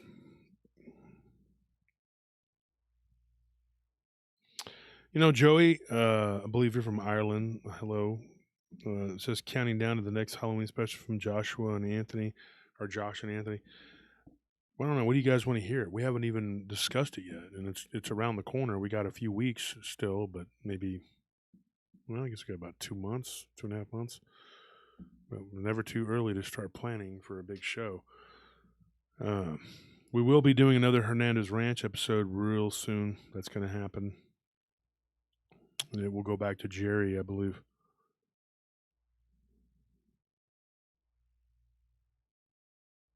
Oh, flannel man is a thing where people see a lumberjack, yeah, randomly dressed as in their house. That is a weird thing. I have not heard it called the flannel man, but I've gotten stories of someone actually wearing flannel. I'm trying to think of what I had one. I had one with a guy with the arm that got choked. There was another one. Oh no, I'm thinking of there was one in Taylor where a woman saw a man covered not wearing it like buttoned up, but it was like an overshirt and it was a flannel and it looked like a man sleeping underneath a railroad car, and then when she came out of the place, it was a wolf-like creature still wearing the flannel. So yeah, I got that story. That one was a weird one. Somebody says, I really enjoyed the leprechaun episode. That was a weird story, too, that happened to some friends of ours. You know, and I'm a firm believer in this, too. If you talk to people, a lot of times they'll say, well, nothing's weird's ever happened to me. They'll say that, but then you'll talk to them, and over the course of working with these people, or dealing with these people for any length of time, then you'll start to figure out that, yeah, they have a lot of weird things happen. Anthony would tell you at first in a knee-jerk reaction that nothing weird ever happened to him.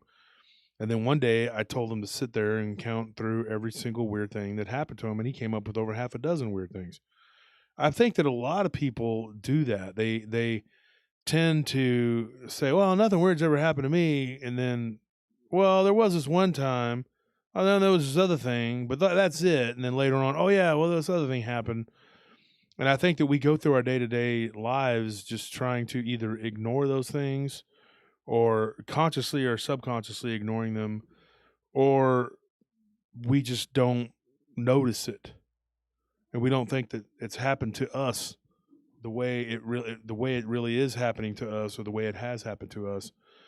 I mean, I've gotten stories from every place I've ever been. Like, I mean, I used to train in a haunted dojo. I mean, it was just literally, I was stretching when this was way back in the 90s, and I was stretching, and this guy was doing some pretty fancy kicks, fancy stuff that doesn't really work in a real fight. It's not like the low leg strikes from Muay Thai that just devastate people's knees and legs. Not the liver kicks that you get. The kind of guys like Boss Rutan, they kick those. This guy was throwing the high spinning kicks and the back kicks, and he was doing all this crazy stuff. And next thing you know, he kind of goes flying across the room, and everybody was just kind of like, "Whoa, what the heck was that?" Like Crouching Tiger, Hidden Dragon. Like, this dude just kind of flew. And I was stretching, and I look up and I saw this, like, just the guy go flying, and I thought somebody had actually kicked him or hit him. And he stands up and was just in shock. He goes, I went up to throw a kick, and I'm in the air, and I just started moving to the right, and I had my momentum going, and I couldn't stop. And he's like, and I don't even know how it happened. Well, that in of itself is not like, oh, that proves it's haunted. That's it, done deal. There's a demon here or a ghost. But nothing ever happened to me. I never saw anything. I've worked out in a haunted gym, and had a couple weird things happen there. But like I said, I personally did not see anything in this dojo. But I had other people tell me this. Like, one guy said he was in the bathroom, and he was fixing his hair, getting ready to leave, and he thought he saw somebody standing behind him that looked like an Asian person. And he was all like, whoa, what the heck? And like, it was there and it was gone. And as far as we know, nobody that could say why it would be haunted. There was nobody that had died there that we knew of. It had been that for several years when I started training there. It's gone now, long gone. I don't know what it is now, but But yeah, it was weird. It was like there's so many weird things out there, and that was in South Austin too, and it's just I can't really put my finger on it and tell you, why things are the way they are in certain areas. Like why was there a giant porcupine walking across the road? I have no idea. What was that thing that me and my brother saw run across the road? I have no idea what that was. I mean, we've debated it, just like, did you see that? Did we see that? We're both tired. It was this weird deal where we had to drive from one site to the next, and we had to spend 2 hours at one site and then 2 hours at the other site because the client was kind of being trying to save money, being cheap for lack of a better, and so we were having to do two sites, and which was annoying. So you're dog tired at 4 a.m, and you're driving back and forth, and you see this thing run across the road where it looked like the front part was down lower and the back part was up higher, whereas like a hyena would be the opposite. It looked almost like a man crawling, but how a turtle waddles, like an alligator, but with fur, or at least it kind of looked like fur. I don't know what it was. It was real quick, and we were just like, whoa. And then we were over in that area. We were headed toward that area anyway, where the Onion Creek is, where the guy saw what he called a vampire with the ball of light bouncing around. If anybody's from the Austin area who's got any other stories, or from around Central Texas in general, and they have any stories to tell of that area, then hit me up by all means, and let me know, because just about every time I drop a show, and I was telling Nick this earlier, when I was talking to Nick Redfern, every time I do a show, then I get just a flurry of reports of whatever it was that I was talking about. And I think that is probably the best the best way to collect these stories is just, this one with Lily, and just kind of fell into my lap, and I was like, you know what, this would be a great way to just do the show. It was like, let's just talk about her encounter, and talking to Russ, and him having seen orbs too, it was just it's just weird. But I just figure, every time I talk about something on the show, then another something comes out, So I am still also looking for artists and writers for maybe doing like some sort of like a comic book. I don't know if that's something that people will be interested in. People do drop a lot of cool stories on our Paranormal Roundtable group page too. So if you're really hungry, thirsty for stories, and you don't feel like waiting for Tuesdays and Fridays for me, go to the Paranormal Round page, or Paranormal Roundtable page, and join up, and it's free. Just go up there and just read the stories and drop your own stuff. We also have a Paranormal Roundtable a prayer group page if you're a Christian and you want to, or even if you're not a Christian and you want prayer. You don't have to. It's not exclusively for Christians. We don't exclude anybody. But if you're interested in prayer, and getting prayers received from any number of things, you have a sick loved one that needs prayer, or you need help, we have a prayer group. So yeah, I guess that's pretty much it. I hope I didn't make everybody too mad today from the old school. Appreciate all my brothers for dropping by and watching the show. Thanks, Thule, for coming on, and thanks for listening, Starstream. Wish I could get up to your neck of the woods. I'd like to get up there so I could visit you, and then Redfern and Blackburn. Y'all all live in kind of the same area. And but like I said, I told Blackburn I'd plug his sauce, not just because he's a really good friend of mine, and soon to possibly be a business partner, but it's actually a good sauce. If it wasn't, I'd be like, sorry, Lyle, but I'm not going to promote that, And don't forget these little guys right here. Isn't that neat? I really like this thing. This is so cool. My friend Maddie, he makes these and sells them at his store at the mall, the Barton Creek Mall. Same one with the haunted department store. I turn this light on to keep away the dog mangs. I go boop. I put it in the window like that. And guess what? No dog man come. He not do nothing. I sit there in the window like, hey, dog man, you scared? You scared? You scared? Because I got the light right here. And you cannot scare me. You cannot hurt me. I got la cuerda and the filero. That's a gun and a knife. And I will do what I got to do to stop you, dog man. I'm the dog man whisperer. You are the dog man. I whisper, I say, hey, get out of here. Go away. I slapped your face. And you know what? He leave. Because he's scared. He know. I come at him. I slap him. I tell him to shut up. I say, cállate la boca, pendejo. Get out of here. I slap at your face. Siéntate, sit down. Pendejo. Baboso. I come out with my cuerdas like bang, bang, bang, bang, bang. I shoot you, dog man. I see you. I see my glasses like this. Oh, I see you with my eyes. You cannot run from me. No, dog man. I use my light. I put it in a window and you scared. You scared. You chicken, beep, beep, chicken, beep, beep. Little chicken nuggets.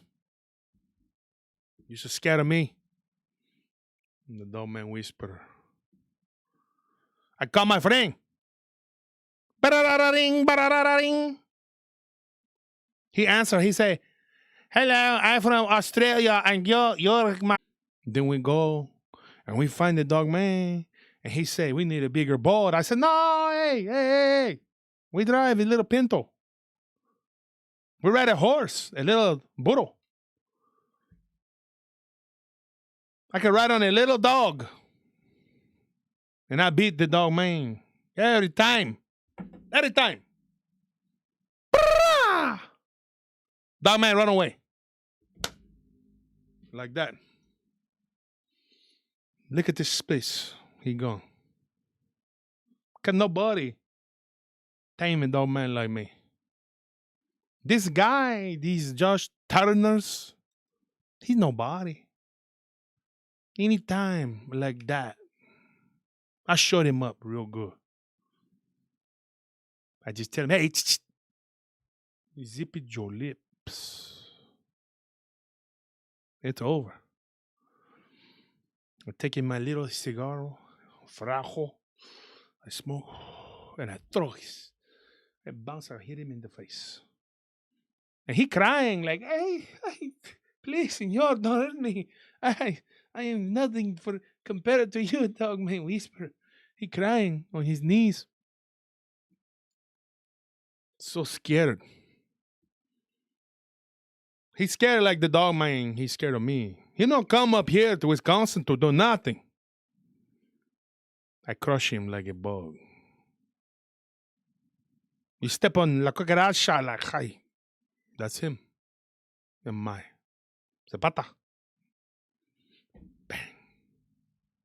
And just over. Can nobody do what I do? Nobody. I seen the dog man 1, 2, 3, 4, 5, 39,000 times. I seen the Bigfoots 889 times. The truth, I see them all the time. Flesh and blood too. All of them flesh and bloods. These come to me with the whistle. I go, and then they come to me. And if they get stupid, then I slap at their face. The Bigfoot, he know what's up. Dog man too. And one day, when I release all of my evidence, you're all gonna know who I am. I'm gonna be on this TV's channel. That's right. And I'm gonna tell you all You know what? Go away from me. You don't believe me. Folks, that's the Dogman Whisperer. Got a lot of requests to have him make an appearance, so I brought him back for a limited time. Enjoy him while you can. It's kind of disgusting like a McRib, but it's for a limited time, so why not, right? Anyways.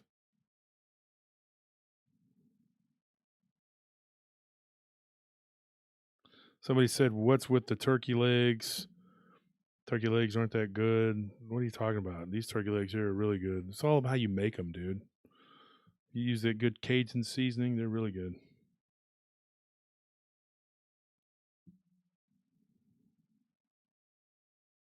Anybody ever blow a dog whistle and a known dog went? Yeah, the dog man.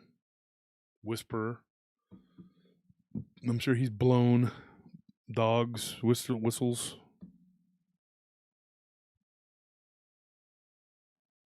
The door handle story, please, Josh. What is this? The door handle story? I don't even know what you're talking about.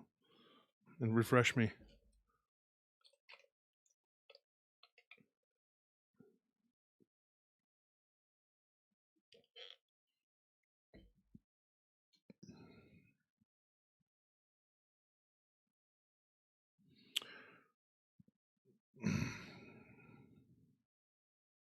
And there's also, as far as I know, I'm going to have pretty soon. I'm going to be doing a show with the Crypto Studies Institute guys, Johnny Henderson and Elijah Henderson. We're going to be doing a show together.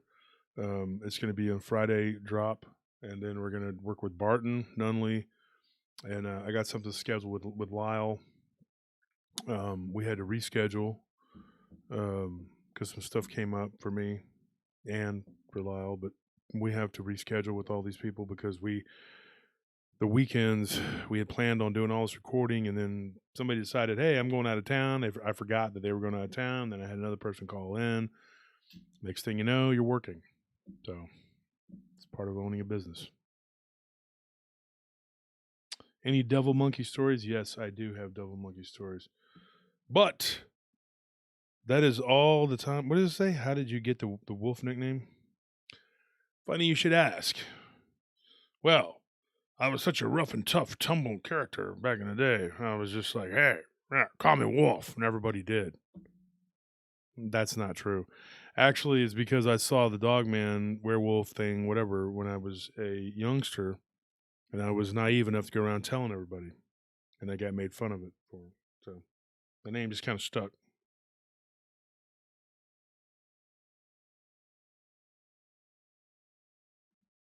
So, anyways, apparently I'm alone in the dark here, folks.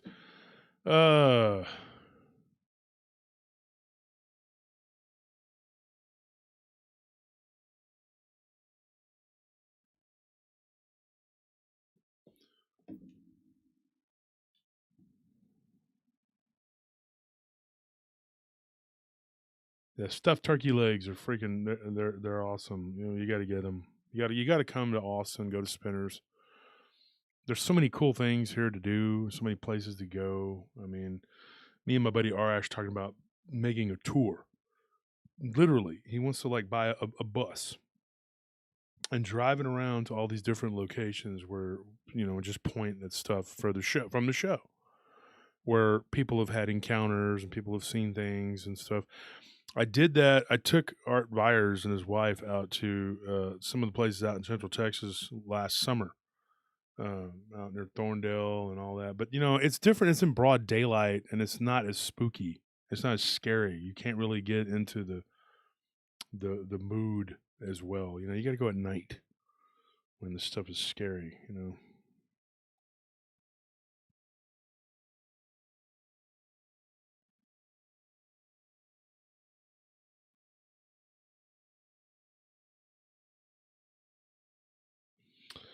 Yeah, the employees at that particular store did tell us some stuff that they had some things happen to them. I don't really want to get into it today, but it is 11:11. and we are going to sign off. Folks, it has been nice. Thank you for tuning in. We had a good time. 350 people in the chat room, and we're about to sign out. It's not bad. And I'm glad that you guys could make it, and we could talk about all this weirdness. Don't forget, we got the Mothman coming up on Friday. I believe it's going to be a 2-parter, and I think it's going to be good. And so, everybody, thanks for listening, and good night. What's that snapping noise? I don't know if anybody heard that. I think all this weird talk has done something to my studio. Ooh, ooh. This is Vincent Price, and I am really weird looking. And I'm also the last man on earth. All right, guys. Good night.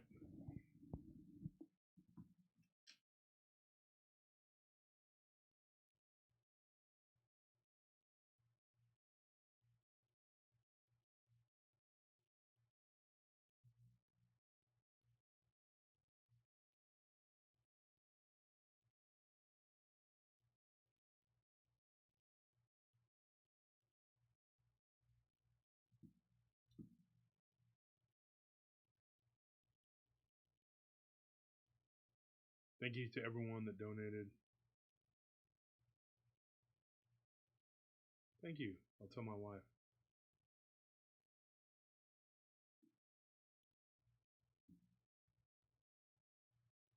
I think it's time to fix this deal right here.